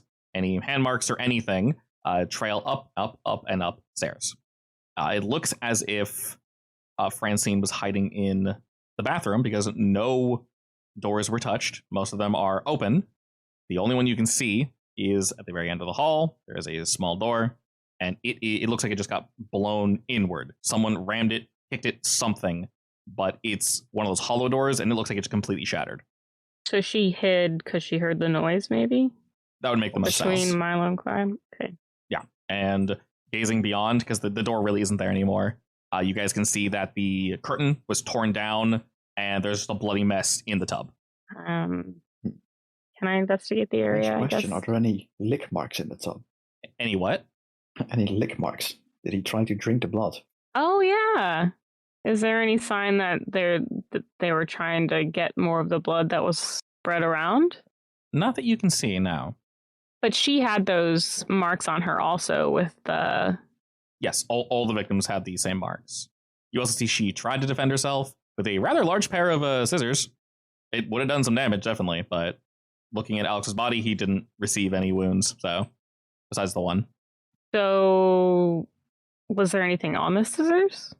No, you can see that there's a little bit of like drywall stuck to them, as if she went to stab and was deflected, and you can see an inappropriate hole in the wall, so she tried to defend herself, just failed. Also, looking around the home, in the more sneaky spots, Mr. J, you do find a hidden half-drinking bottle of whiskey. But once again... Take a swig. It's good stuff. No question as to why they hid it. But other than that, nothing illegal. Nothing strange and outside the ordinary. They don't. Each home has a basement, but there's nothing down there. It's just used for storage. Was there anything else So in the Alex, house? Alex was the only one with the marks on his spine, right? Or did others have that? No one had marks on their spine, and no one had the pin marks going up their arms except for Alex. So he had the pin marks on both arms, though. Yes. Where was Alex in the end? Where was he found? Alex was found in the bathroom along with her. Most of the blood probably was from him, but it's difficult to tell on first blush. It looks as if he dispatched her and then just ended it right there in front of her. Can I investigate? What are you looking for? I might be able to just give you the answer. Whatever was, if there's any evidence that Alex had something on him that left. Sure. Go ahead and roll investigative mystery. Oh, yeah, like more of those little sharp footprints. Yeah. So the body was found in this room, right? His Alex's body? Correct. In the bathroom, yeah. Alrighty, looking around. Oh, wait, where in the bathroom? He was found in front of the tub. In front of the tub? Where was Francine found? In the tub. Tub. So whatever it was took her out and then took Alex out. I'm going to look for more of those marks and see if they left this room or if there's a nice exit, small hole. Like a drain? Window, drain, whatever. Okay. Something that had to have left Alex and gone somewhere else. Since you guys are I only got a mixed success though. Yeah, since you guys are looking for the same thing, go ahead and roll help out, Mr. Me? J. J. No, okay. Yeah, since she got a 9, this could bring her to a full success. Me too or no? Only one person can help out. Perfect. Nice. Okay.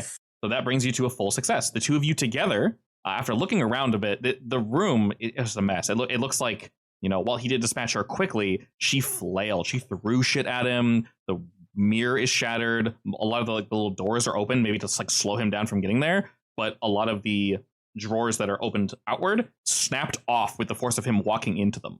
It didn't seem to stop him or slow him down at all. But looking around all the splintered wood and just pieces of plastic and things that are everywhere, you actually notice on the ceiling, there's a few little holes. And these holes lead outward. So wait, they're on the ceiling. Mm-hmm. And they're further spaced, actually, than the ones you found, but they match the ones you found in the vinyl siding and in the bodies. So it's ceiling leading out. Can we follow those? Yes. Were you to follow them? They head downstairs, and they look like they shoot out the backyard, most likely through the same entrance. Is there anything outside that we can follow? Once again, you basically lose the track once it hits the grass. The grass, yeah, because it's so small. Mm-hmm. However it traverses through this area, it must not need to leave these around. All right. Is the direction he escaped to, like the wall, the same direction as the wall where he entered in the other house? You can't fully determine yes, but leaning towards yes. It's difficult to tell, but you're not sure if whatever this thing is would want to, completely break anyone following it, or if it just goes back to wherever it goes back to. But it looks as if yes. Right, so both of these families were incredibly mundane, to the point where even I couldn't find anything. That's one. Something came inside, seemingly hijacked Alex, who went on a killing spree, and then, whatever it was, ran away again. Was Alex also drained of blood? To an extent, but not the same extent as the victims. I just wonder why it chose then to kill Alex. And why? Why just stop at 6? I mean, it probably makes sense if you think about it. If you had left him alive, you would have been able to talk. Well, not so much. The question isn't necessarily that why did it keep him alive, but why did it leave instead of continuing on? Maybe it needs fuel. My first assumption was it's about to procreate. Ew. Was Alex notably more drained than any of the other ones, or No, he was less drained. Less drained. So he was basically just a puppet, maybe. Probably. Yeah. I mean, look at where all the pin marks are. Yeah. Along the spine, Same principle as with cars. If you want to hijack it, just push some wires together. Could we have Julian check the contents of Alex's organs? Yes, like the stomach and such. Yeah, Yeah, you can shoot him a quick call or a text and have him look at that as well. I'll text him. Okay. He says he'll swamped, but he'll get to it. Put a rush on it, Julian. Come on. I mean, if it's about to make some babies, put a rush on it, please. Yeah, I mean, do you add anything weird like that? Yes. Okay, somewhat concerned, but sure. I could totally be wrong, but just in case. All right, he doesn't like the way that sounds, so he will. So we've got a general idea of the direction it went in, but really nothing else. Indeed. I will also actually say, Margot, roll me convince someone in that text. We'll see how quickly he decides to get this done for you. How's that sound? Sure. Where's convince someone? We're using that to replace manipulate someone. Alrighty, beautiful. Mark experience. I guess I'm getting that skill I wanted sooner rather than later. I mean, I told you, you get a lot of experience in this game. even with pluses and such, the dice will sometimes lean in the other direction. Alrighty, so he says he'll try to get that done for you, but he needs proof of something. So if you can give him good proof, he'll work on it, but he's really busy. I don't think we have good enough proof. Just word of mouth right now. I didn't realize you rolled a... Yeah, I rolled a 4. Can I contact my guys? Your guys being who? My crew. Yeah, you can. Do you know that scene in Twilight where she goes on the computer and she just types in vampire? I want to do that. Okay.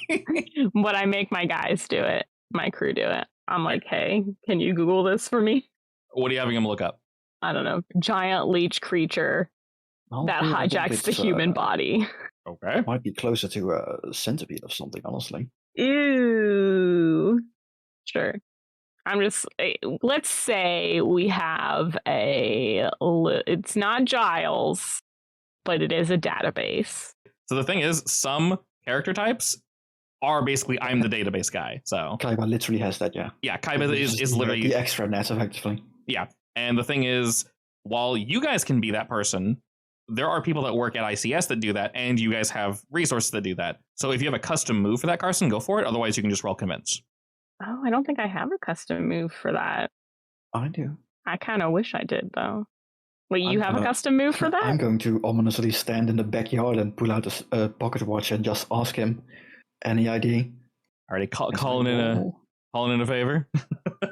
Yeah, like at this point, I'm not gonna like offer to steal anything yet, so I'm gonna roll normally, unless I roll terrible. This one is it's basically past lives, right? Yeah. Okay. Alrighty. I am very new to these, so I don't know how they work. All right, let's see. On a 7 to 9, it has a little experience with this. Ask the keeper one of the questions below. Alrighty, which question are you going for? I'm gonna go with what important hidden secrets can the entity show me the way to? Because we have a general idea, basically, where he went. Give me a direction, effectively. This thing probably likes or enjoys dark and cold places. Check with people around town to see if anyone knows anything or knows someone that could help with this. And how does it let me know this? Unless you have a selected way you want it to speak to you, I would say it's more of a feeling. Yeah, usually if it has an answer for me, it will ring. Okay. Like a normal pocket watch does, and it'll like a random piece of paper or a document or anything with writing on it will like only for me have writing on it that like alludes to an answer. Okay. So maybe the police tape has like writing on it suddenly or something. Oh, gotcha. Okay. After this thing rings, the flesh that is touching this pocket watch, it feels very, very cold. And you know that's trying to tell you that that's where this thing likes to be. And right now, as I mentioned, it's very warm. We're in the summer season, or at least coming down from the summer season. Looking around at the police tape, you just see names, tons and tons and tons of names. And you recall Julian and some of the police mentioned that you guys should probably ask around town. And you can determine, Jay, that these are most likely names of local just folk, other neighbors, people that are really close by, neighbors of both the Crabtrees and the Reeds. And you guys notice when you're looking around, there are people that are 100% rubbernecking, popping out their windows, just like casually mowing the lawn or picking weeds, ? But people are watching you guys. They're looking around. You guys have noticed that there's definitely people that are interested in what's going on here. Maybe not watching you, but watching the situation. You said the thing likes cold, damp, dark places, or just cold, dark places? Jay would know this, so it depends if he wants to share it with you or not. Probably. Seems that it likes the dark and the cold and wet places. We should probably ask around, see if anyone knows anything about that. Yeah, Maybe someone check familiar the with the sewers. geography. Actually, are the sewers nearby? I wouldn't say nearby, but there is a station where they mostly mess with the sewers, somewhere off the beaten path. Sewers cold, and every movie I've ever seen them in, they're usually described as humid. Yeah, they are. And during summer, they I be think pretty that gross. depends. I think that depends on the country, honestly. Also We don't that. heat our sewers. That's fair. So, as I mentioned before, if you guys wish to reach out to folk, you can basically just say, I check with the neighbors. You don't need to be super specific. I just have a list of NPC names. You can say, I check with a local coffee shop, whatever you want. Jay, not being very good with people, is going to take his car out in a general direction and like check out places that might be cold, damp, and dark. And I'll ask Carson where they decide to go. Margo, how about you? I kind of want to talk to some neighbors, but I'm not sure how much they'll be able to tell us. Especially since it's an outside thing that just kind of crawled in. Have there been any other killings in the last? I don't know. Oh, that's a good idea. I will pull a technique from Maverick's book, and who looks to be the nosiest neighbor? Sure, you're looking for someone that's really sticking their nose out? Yo, yeah, someone who's like, ooh, I do this a lot. Alrighty, why not? Usually an old granny, right? You don't see an old granny, but you see a mom figure. Yeah, you see an individual that's kind of poking her head out. She has glasses that are maybe a little too big for her face, which is pleasantly plump, and she's wearing her hair very, very normal down as she's kind of looking at you guys from a distance. But if you meet eyes with her, she'll pretend like she's organizing her garage, basically. You can't really tell what she's doing from a distance. I will waltz right over to her.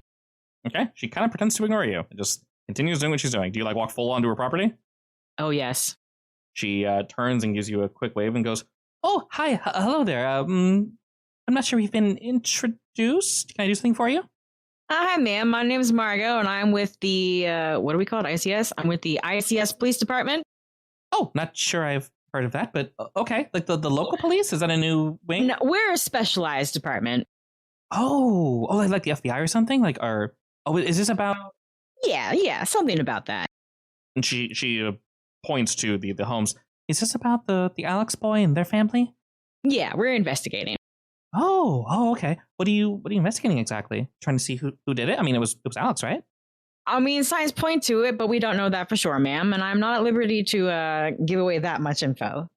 That's fair. We haven't really had too many folk coming by to question. They've been really busy. Things like this just don't happen in our town. Just never. Like I've never seen anything like this ever before. It's really, really a tragedy. Alex was such a good kid. They keep saying it's him, but I find it really hard to believe that it was. There's just no way. He was a good kid?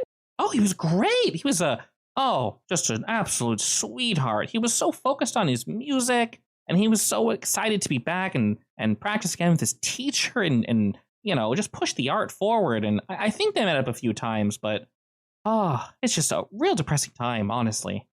Did they ever meet up outside of town, maybe on the outskirts somewhere? They being who? Him and his teacher, or friends, maybe. Oh, friends most likely, but he and his teacher had a very, very professional relationship. They're the Chambers. They're about a street or two up. You can't miss them. They'll have the window open, and Mr. Chambers has been in the spirits, one might say. So you'll hear the music from down the way, I'd say. It's quite beautiful. The spirits, I see. Oh yes. He and Alex are doing a great job. Okay, give me a second. This lady's chatty. All right, I'm back. What did I miss?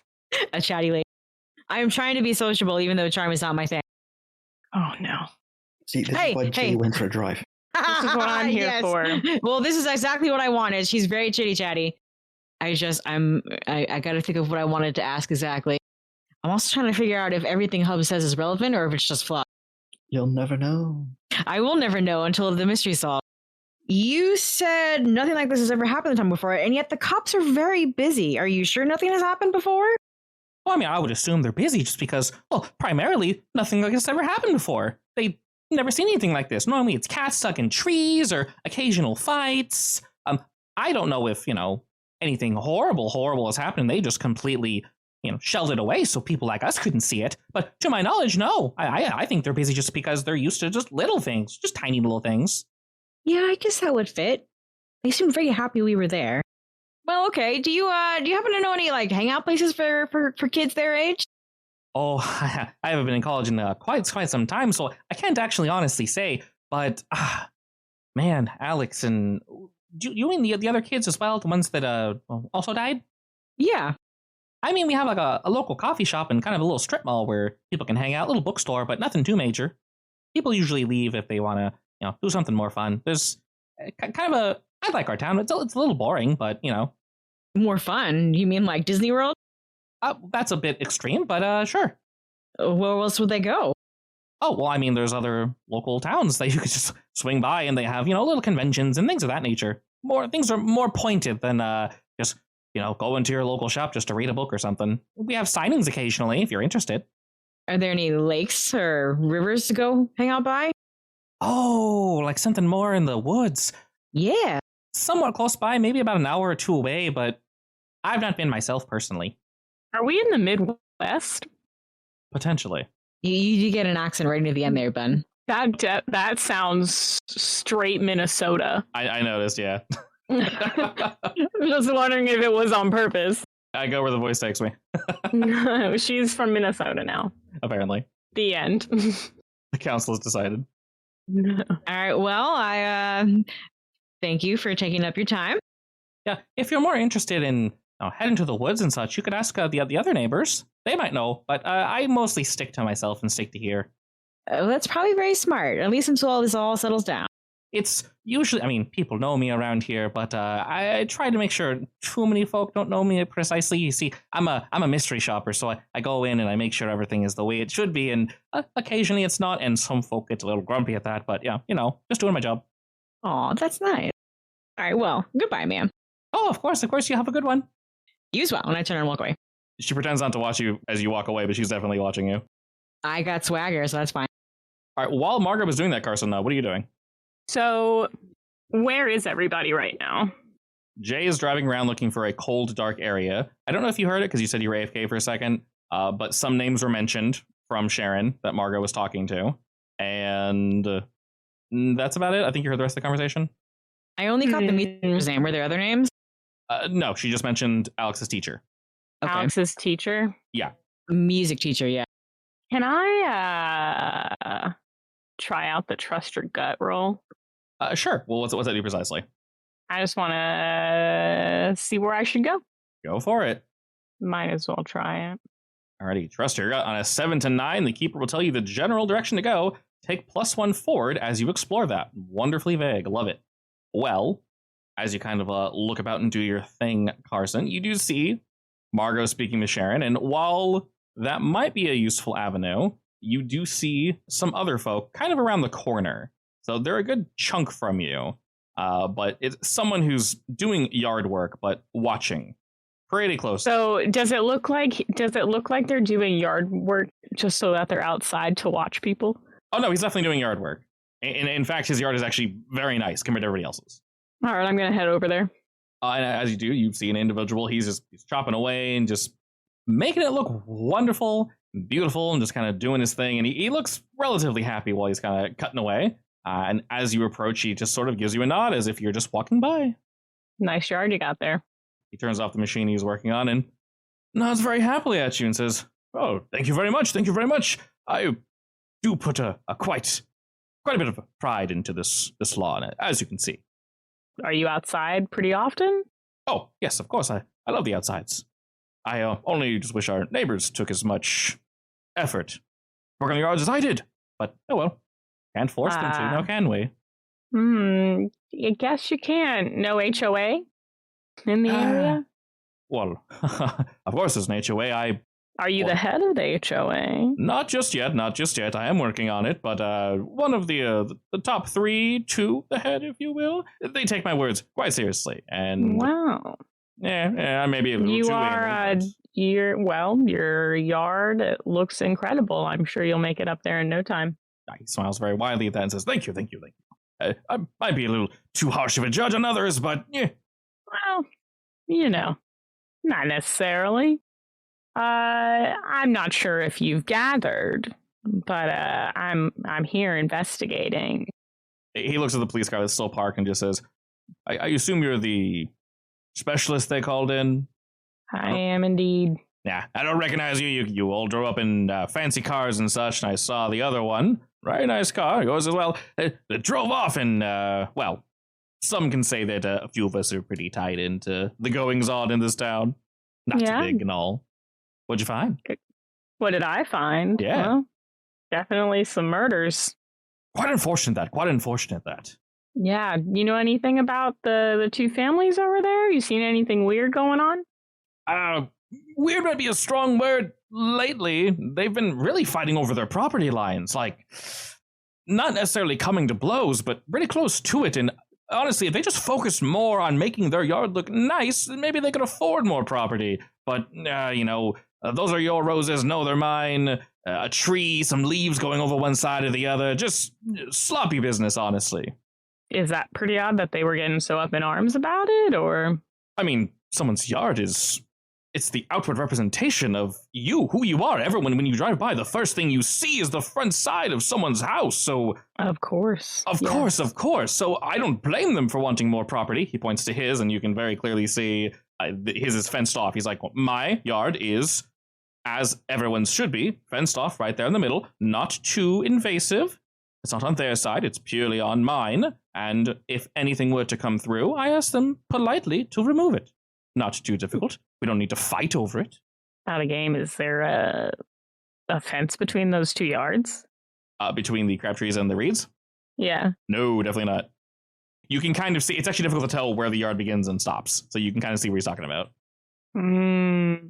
So this happened recently that they've begun fighting about it? Oh, they've always been complaining about it. They've brought it up with the HOA multiple times, and like I said, some hold merit in it, but I just told them just sit down and measure the yards and whatnot. And they said, we inherited this house from our family, and, my father always had this here and this there, and blah, blah, blah. We used to play on that side of the field all the time, and the positioning is a bit awkward, I guess, but maybe, I don't know, with their son back, they've gotten a little more... I'm not entirely sure, but... Since they've gotten their son back, they've been a little more fighty about it? Yeah, well, he returned from college. Unfortunately, I mean, don't tell anyone, but I wouldn't call Milo lazy, but apparently he never went. So maybe they're trying to get him out of the house, get him to do something, work around the inside, the outside, clean things up, make them look pretty. If they got free labor like that, they might as well use them. Absolutely. That's what children are for, right? Precisely. I mean, if he's going to laze around the house all day.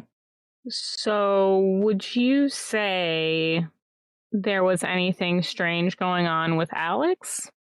Strange in what sense? Was he acting weird when he came back? No, mostly just excited to be back, honestly. To be entirely frank, I don't entirely believe that he killed his family or the Crabtrees. I'm not saying, well, I'm not really saying anything, honestly. I don't have the information, but it snuck out. They were obviously trying to keep this under wraps. The boy is he's a boy. He's 19, 20 years old. For him to do something so preposterously violent is completely out of the question. He was a good boy. You promised to keep this between you and me? Oh, of course. My lips are sealed. I think you're right. All right then. Well, I will definitely keep that to myself. Keep it to yourself. Of course. Good to know, though. Good to know. It helps stay the mind a bit. Just the thought of one of our neighbors' children going completely crazy like that and slaughtering people is honestly too much to bear. Truly. Gosh, I just don't know. So we know that, out of game, we know that they were fighting. And then, is it odd? Does anybody else think that it's odd that the feud... I mean, it could be why they were targeted versus any other neighbor. Well, that's what I was wondering. Like, maybe that's why. Yeah. Maybe that's why it left after Alex, after they had killed the Crabtrees. But it doesn't implying that it's smart and it wasn't just random. Yeah, but it's still. Or maybe it took advantage. Too. Maybe it took advantage of his knowledge. Well, it would have to have knowledge of the city then. Or the town, I guess. Well, more so if it hijacked Alex, maybe it was able to read its mind. Yeah, but this is all speculation. I'm sure what's the GM called in the Keeper? I'm sure the Keeper is secretly laughing to himself as we try to figure it out. What's this guy's name again? His name is Weston. I asked Weston if he knows anything about where the kids hang out. Ugh, where the kids hang out. Honestly, I'm not really too tied into that entirely. Do you mean kids in general or them? Those kids? Kids in general. Kids in general. I guess there's a bookstore nearby. Do you have nearby. any kids, Weston? I do not just yet, but sometime in the future, we're shooting for it. Yeah, you can understand. Margot had asked if there was like lakes or anything nearby, right? Yes. Is there anything that Weston could corroborate that with? Oh yeah, he lets you know that there is, just like Sharon said, there's a strip mall. There's also indeed a lake nearby that some people will go fishing and swimming to. It's, about an hour or 2 hours away, but not too bad. It's an hour or two away? Yeah. For all we know, there could be just land in between there. Well, it came outside to inside. Are there any cave systems? Nothing major that you would sewer systems, perhaps. Yeah, I mean sewer systems are everywhere, of course. Nothing major. Nothing out of the ordinary either, I would say. And then if there is a cave, it would mean like, oh yes, the cave of Russell Springs. It's more so just like, yeah, there's a cave, I guess, where you can like go hang out with people, but it's nothing crazy. I mean, the cave in Dark minus the back end of it. It's like that. Tiny, small. You just kind of move in. It's like, oh, that's it. I mean, I feel like kids would know where that is, but I don't think adults would. Exactly, yeah. Probably more dangerous than it's worth investigating, so. That we can pull up a geographic map of the area. Indeed. Is there anything else that this guy can tell me? Or is he just nosy? But you did direct me in that direction. But it was only a general direction. He has been directing us to talk to the people in general. So. Yeah. So I guess there is a lot they can actually tell us. To be totally honest, I kind of wanted to miss on that roll. Because it says your instinct leads you into danger, and I was like, if I get led into danger, I could figure out where it is. This is true. Unfortunately, that did not happen, so I only got a vague answer. All right, I'm going to say, all right, Weston, thanks for your time. Again, keep that between you and me. But if you hear anything, because I know you're pretty connected to the guys up top, give me a call. Of course.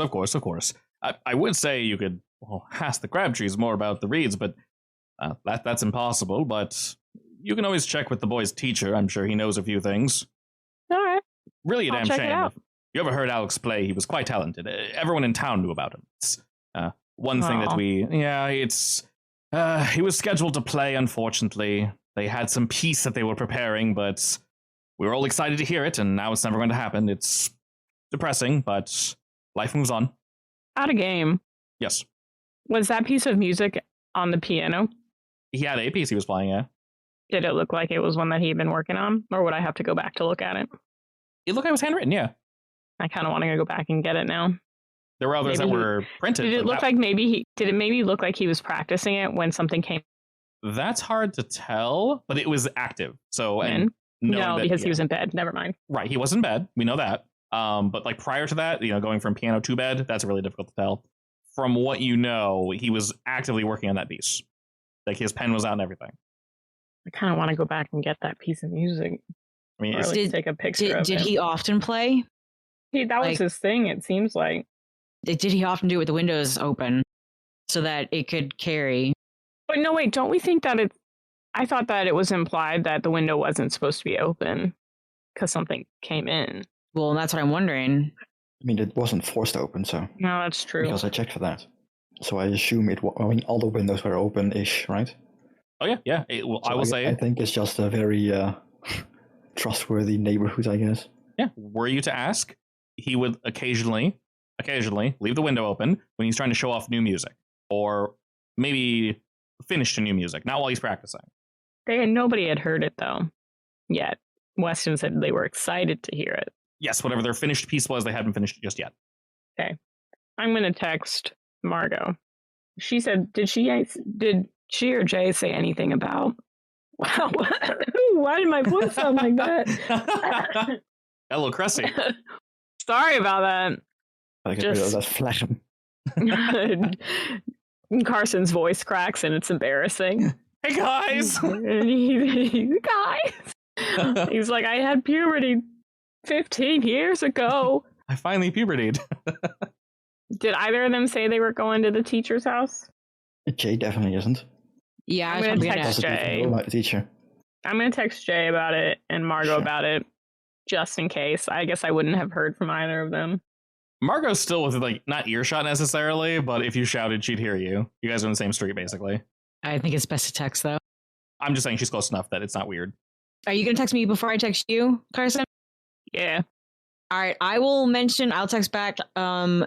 Nosy Neighbor also mentioned the teacher, so let's go. Sounds good. There's a little group chat. We don't even know each other yet, but sure, we have a group chat. Look, I got your number from the agency. And then a mysterious number texts you. You're like, who is this? You're brand new to this group chat. Basically. Also, they do Jay added. Get added. the agency does provide burner phones for you guys, so for situations like these, it's acceptable. If you want to give out your actual number to random folk, you can, but you get burner phones as like default. That's fine. And you guys are pre-programmed, so if you need to call someone, Margot, Carson, and Jay are already programmed into each phone, as long as, as well as the handler and Julian.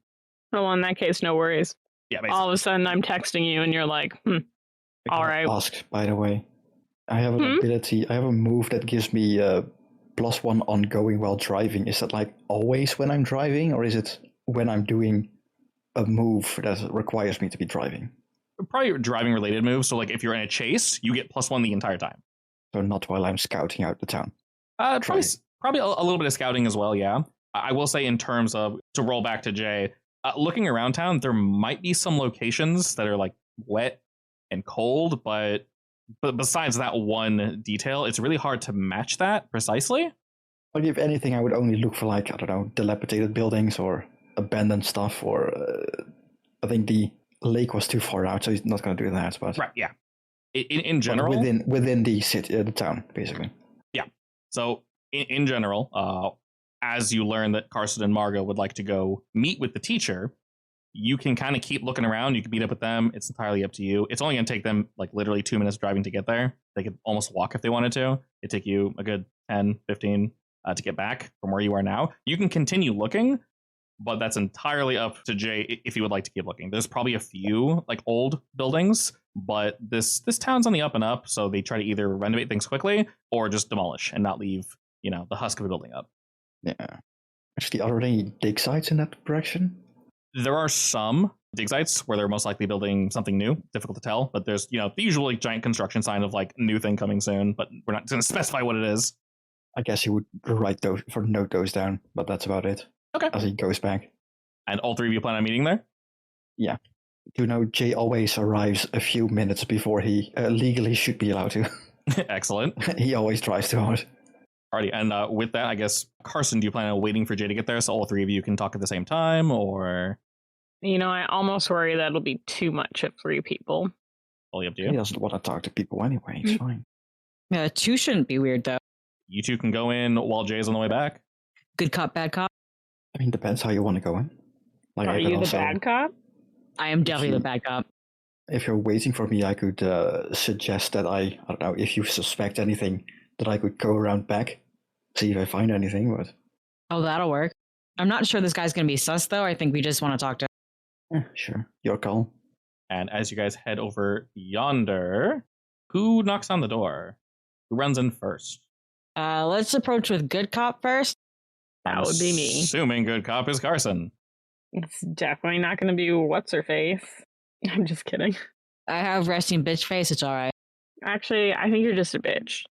Just kidding. That too, but you don't need to say it out loud. Good old RBF. Anyway. All right, as the two of you head over to the chambers, you don't hear music currently playing, but you do see one of their windows is indeed open. You do hear humming, though, just coming from around the corner as you guys knock on the front door. Their house is just as nice as the others. There's 2 of those like small-looking Christmas tree to the right and to the left.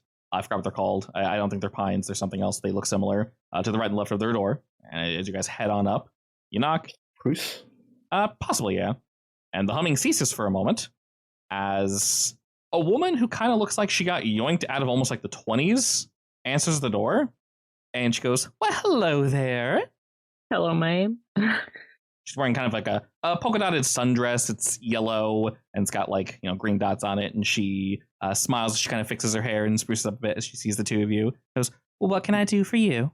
I'm sure by now you've heard about what happened to the Reed family and the Crabtree family. She attempts to hide her sadness, but doesn't really do a great job at it. And goes, yes, unfortunately. We know that you were Jesse's. Jesse? That's my name. Sorry, I saw Trust Your Gut Jesse over there on the right, and I just said it. We know that you were Alex's teacher, and we just wanted to know if you could give us any insight to him as a person, if there's anything that you think we could check out. Oh, are you two here as investigators, or are you here to help clean things up? That's correct. I'm sorry, help clean things up? Well, would you like to come in? It's rather warm outside. Sure. I don't want to let the AC out. Please come in. Not. Come in. Yeah. Is it warm outside? Yes. It's like summer. And it's a bit cooler in the home. She's got multiple fans running. If the AC is turning on, it's infrequent because, like I said, some of the windows are open to let a little cross breeze hit up. And as you guys kind of move on in, she's like, humming to herself and kind of like a soft little dance walk as she's moving on in. And says, have you two eaten? Would you like something to nibble on? I was just working in the kitchen a moment ago. We're preparing for dinner. No, thanks, ma'am. Yes. No snacks or anything?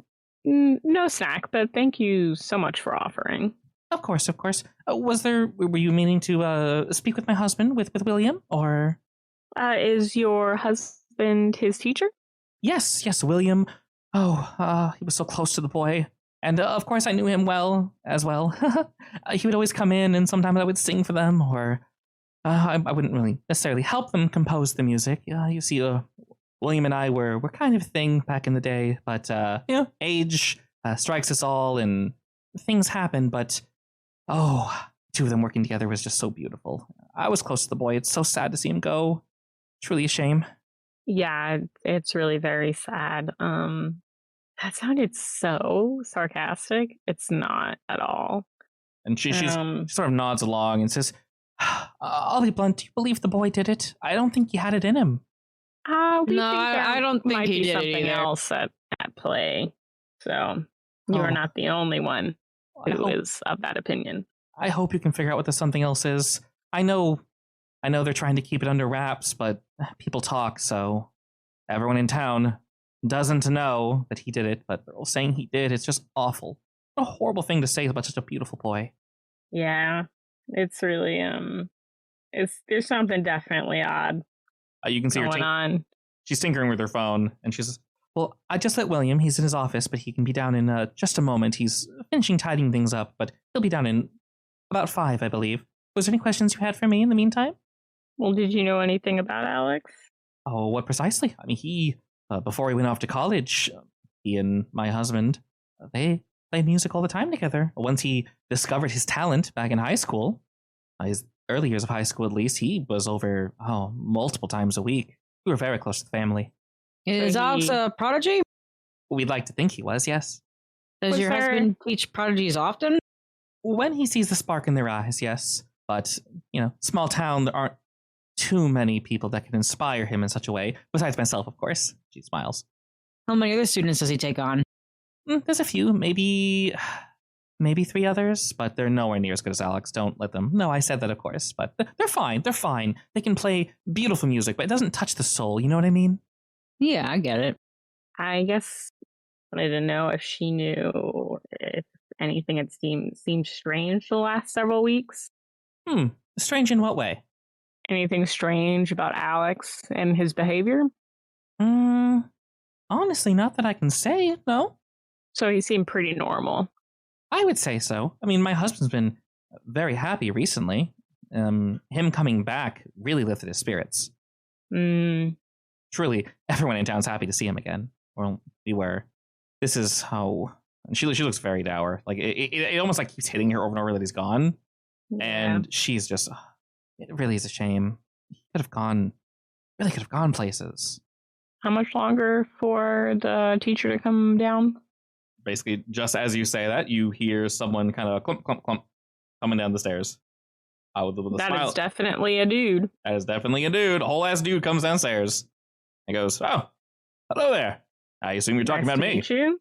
I am indeed. Man Yes. of the hour. Your name?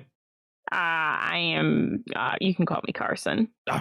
Greetings, Carson. I'm William Chambers. And you? And Margot. Nice to meet you, Margot. He looks over to Martha. I assume my wonderful wife has offered the two of you snacks, drinks, anything? Oh, yeah, we're fine. Oh, of course, of course. And he Very generous of her, though. and he smiles. Like, "Oh, she is quite a beauty." And he's adjusting his the sleeves on his shirt, kind of pulling down on it, kind of. Says, the weather recently. Oof. That catching the guy's arms as he adjusted his sleeves? No, he's just adjusting his sleeves, complaining about the weather, and just I can't wait for fall. Your wife said that you were cleaning up upstairs? Oh, just preparing. I have some students coming in later tonight in about sometime after dinner, about 2 hours from now. Just preparing the lesson. Would you be willing to take us up there and just talk to us about your experience with Alex? Oh, I mean, we can go into my office if you'd like, but no reason we couldn't meet here in the living room. The office is where you typically worked on his music, though, correct? Correct, yes. It's where I work in most of my curriculum.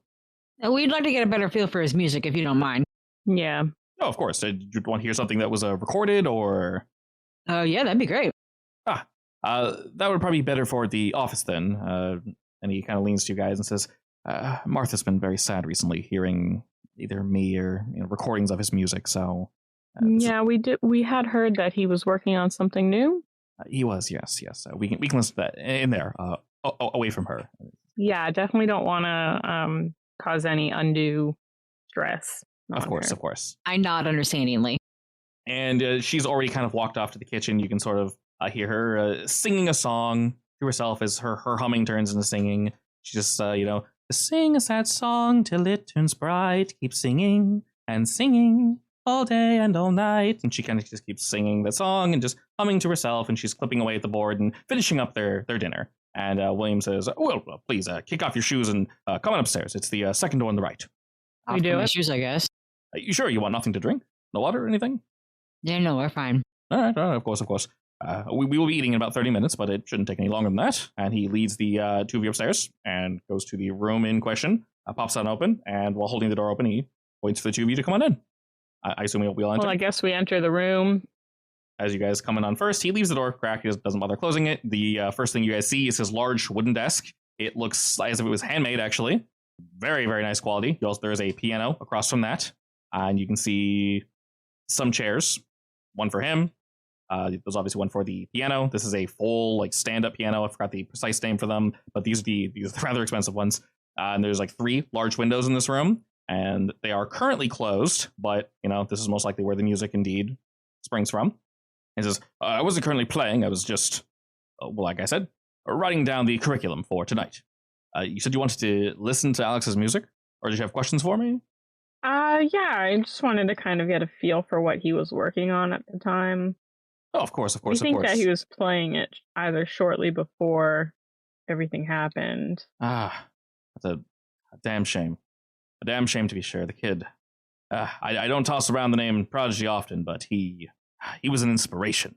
I'll admit I was in somewhat of a slump, but just hearing him play was...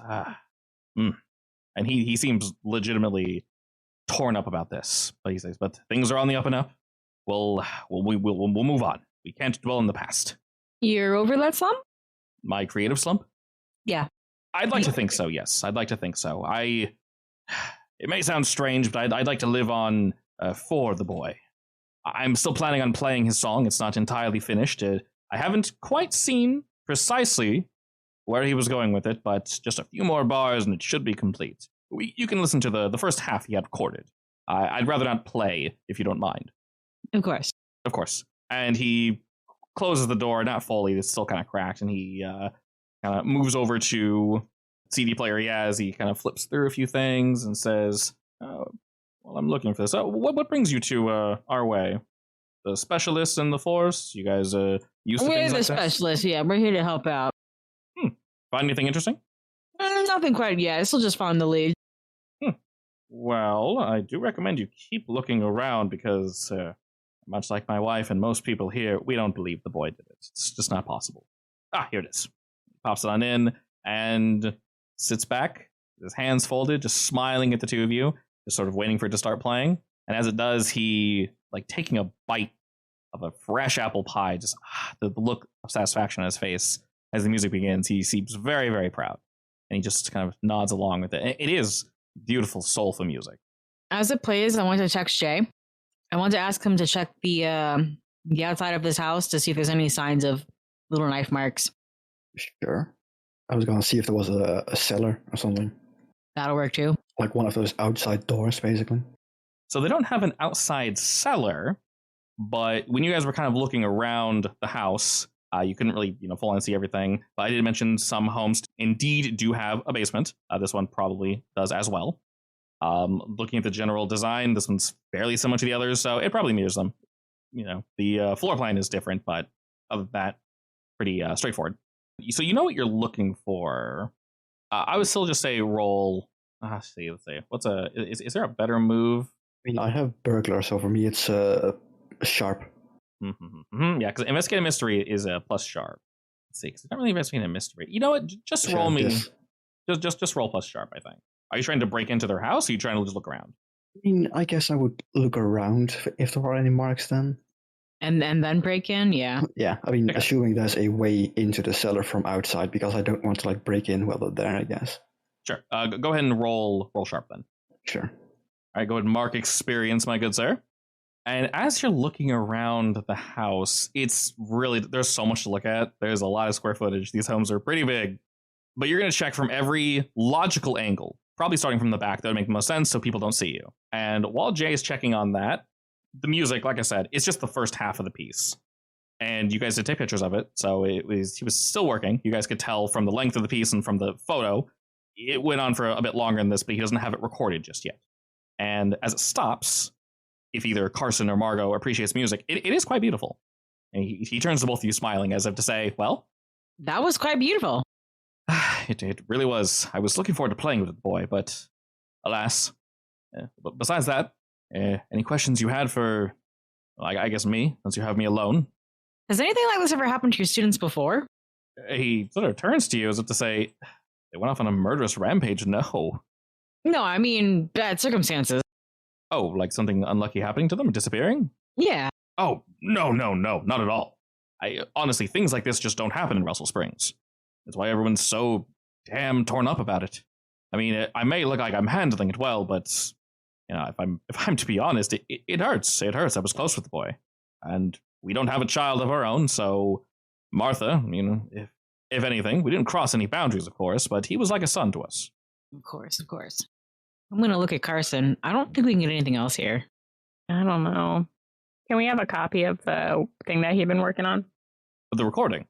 Yeah. I don't Or have one. of the sheet music? The sheet music, well, I'd have to make copies. I only have the original he was working on, and of course the one I'm working on that I, of course, will not spare. I am aware it might possibly be evidence, but it's merely a copy of his plus what I've added to it. So that I'm going to have to keep under lock and key, unfortunately. But a physical copy of the disc, how can I reach out to you? I don't currently have one. I just have the original. I'll pull out I.C.S.'s business card. Fake business card. And he kind of looks over and goes, oh, not sure I've heard of them before, but all right. Private investigators, I assume? Yes. Oh, understood. Well, I can, I guess, just reach out. Are you staying anywhere nearby? A hotel? Motel? Yeah, we'll be nearby. Oh, of course. How long are you planning on staying? A week or so? Until the case is solved. Well, hopefully. Doesn't take any longer than the week. I can have this for you tomorrow. Like I said, I've got a class tonight. I've got some classes tomorrow. But other than that, I shouldn't be too busy. I should have it done by tonight. But I will definitely... You prefer call or text? Text. Text. All right, I'll be sure to text you by tomorrow. Thank you very much. Midday sound good? Sounds great. Excellent. And is there anything else I can do for you while you're here? No, I have a good dinner. Yeah, I think we're fine for now. No, with Martha cooking, it's always a good dinner. All right, and with that, he leads you guys downstairs, and you hear Martha still singing the song. It's both happy and incredibly sad. You can hear it kind of quivering in her voice a bit, but it's a song that longs for happiness, knowing that one day things will be okay. And he says, Martha, dear, the two are leaving now. She goes, oh, it was wonderful to meet you too. Really, next time you swing by, if you do, you're going to have to eat something. I'll have something prepared. Okay, we'll keep that in mind. Next time, absolutely, you've got a deal. And he waves a business card and says, they'll be here for the week, so we'll most likely see them again. I'm burning a CD for them. She says, oh, well, it's a plan then. That's a little promise. Can't say no to me then, now can you? It's true. Perfect. She moves back into the kitchen as he shows you guys the door. I guess then we leave. All right. It's about 5 o'clock or so as of now. And looking around, Jay, as they were kind of still coming around and down the stairs and chit-chatting with Martha and William, you're looking and you just can't find anything. It's really difficult. You're not sure if they kind of left the windows open. Would you be touching the windows or no? To see if they leave them unlocked?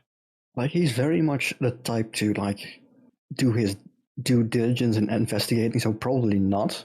Like, if anything, the fact that he didn't or wasn't able to get anything was probably because he saw the wife, like, hopping around, looking outside. So he just didn't risk it, effectively. Okay. So you didn't bother touching any of the windows or anything? Yeah, he didn't get too close. All right. You do learn that there is indeed no, like, the only outside entrance is there's a back door to get into. It's near their kitchen, so it makes sense that she would have seen you if you were slinking around there too much, but you, of course, know to stay away from that door and the front door. So they have there's no basement entrance from outside that you can see. And honestly, that mirrors the other homes. They didn't really have them either. As you're moving around here, though, behind you, as you're kind of checking the side, you have to kind of push on the paneling a bit. It's not loud, but it's time consuming. The only reason you guys saw the one is because you looked out the window and she happened to, like, lean in and you were super close, so you saw it. You got to check this whole ass house. As you're checking and poking and pushing, you hear a coming from behind you. Jay's just gonna slowly turn around, I guess. You don't see a dog, at least in their yard, but the neighbor's yard. And there may be too short fence. You see a dog kind of looking through a crack that's a little too wide. He's like staring at you, just. Jay reacted to that. Like, he's used to dogs being used for guarding, so he doesn't care too much. He assumes that this is a neighborhood dog. He's not gonna get bitten, probably. Difficult to tell, but he looks angry. Yeah. I feel like he would be the type to, like, smile a little, slowly approach it, and stick out his hand to get to know it. See how it reacts. Ballsy. As you move closer to the fence, it kind of headbutts the fence a bit. He starts barking like crazy. He's just going nuts. He starts jumping at the fence. No, come on. We just met each other. No need to get loud. This dumb dog he's not listening. He's just he's starting to jump, and you can, like, see him getting to the top of the fence, and he is just leaping. Jay's just gonna sigh and, I guess, walk away. And as you guys are heading out the front door, both Martha and William were like, "Oh God, the neighbor's dog is being so loud," and they go to look out their window as you said you're slinking off, Jay. Yeah, like the way I came from, basically. Okay, you're able to kind of go, like, the opposite direction as the dog's going crazy, and Martha and William look at the window like, "What the hell? What is he doing?" And they just see the dog just jumping and just freaking out, and they're looking like, "What? Oh my God!" Again with this crazy boy. Ugh. But they don't see you. Did you reconvene with your allies in the front yard? Yeah, I'll make sure to lead, like, the long way around. Alrighty. And as we all meet together, like I mentioned, it's around 5 or so they're having dinner, and as he said, they're doing something after. So the sun is indeed starting to go down. I.C.S. has already paid for a local motel for you guys to stay, and as long as you need to, within reason, of course. So what is our next plan? Have we heard back from anybody about the potential monsters? Coming back from Julian with his various questions. Are you guys heading to the motel, or are you guys kind of just waiting in the front and being like, "Ah, shit, where do we go next?" I'm gonna go to the motel. Yeah, the motel sounds good. Okay. And we can go over the stuff that we've Oh my learned. God, who takes care of my dog when I'm long staying somewhere? Doggy Probably daycare. Maverick. Yeah, but he could be busy too. Yeah, you have doggy daycare. He definitely isn't busy right now. That's true. I guess I could text him to pick her up if he can. Yeah, I mean that in case he's busy, there is a special. They're specialized. So you got the money, you pay the money. They can look after BFF if they need to an extra day or so. Excellent. And they're good people, so they'll be good to your little pup. As you guys are heading back, I only found the best, of course. Of course. As you guys are heading back, though, you do indeed get a text from Julian, and it effectively says, "Yes, there was some form of mucus. It was kind of difficult to see, but some of it was, like, wedged into those little cuts around the knife wounds. There was a trace amount of mucus found as well near the knife wounds, but a lot of it was like wiped off, but not like intentionally, just due to the struggle. And I knew it. yeah, due to something. And he could actually see on some of the wounds, looking real close, it looks like there was a pulling at the skin. It's real subtle. Like it happened fast. But there is definitely some bruising around each of the wounds. It's really hard to see that. On the victims? Yeah, on all the victims. More and more that leech theory. More and more. What can I say? I got good guts. Yeah. Were there any other questions you guys had? I'm trying to remember. I think there's that one. If there was anything in the database that could possibly be, vampiric nature. Checking with your friends, they come back with a very gory and long list of potential things that want to suck blood. And it kind of comes upon you like, oh, yeah, that's unfortunately a very common myth amongst like everybody. Just blood sucking this, blood sucking that. Oof, it's a kind of nasty list to go down. Any that are attracted to music. Looking down the list, we can indeed, not overnight. You got some time. You guys are tired fairly early.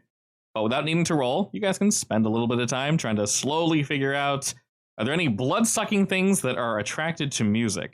And next week, we'll have those answers. Woo, woo, woo. Oh, I also wanted Julian to look at Alex's guts. Did he get to that yet, or is he working on it? He has indeed received that. Write down Alex's guts, and I'll answer next week. How's that sound? Okay. Questions that will be answered.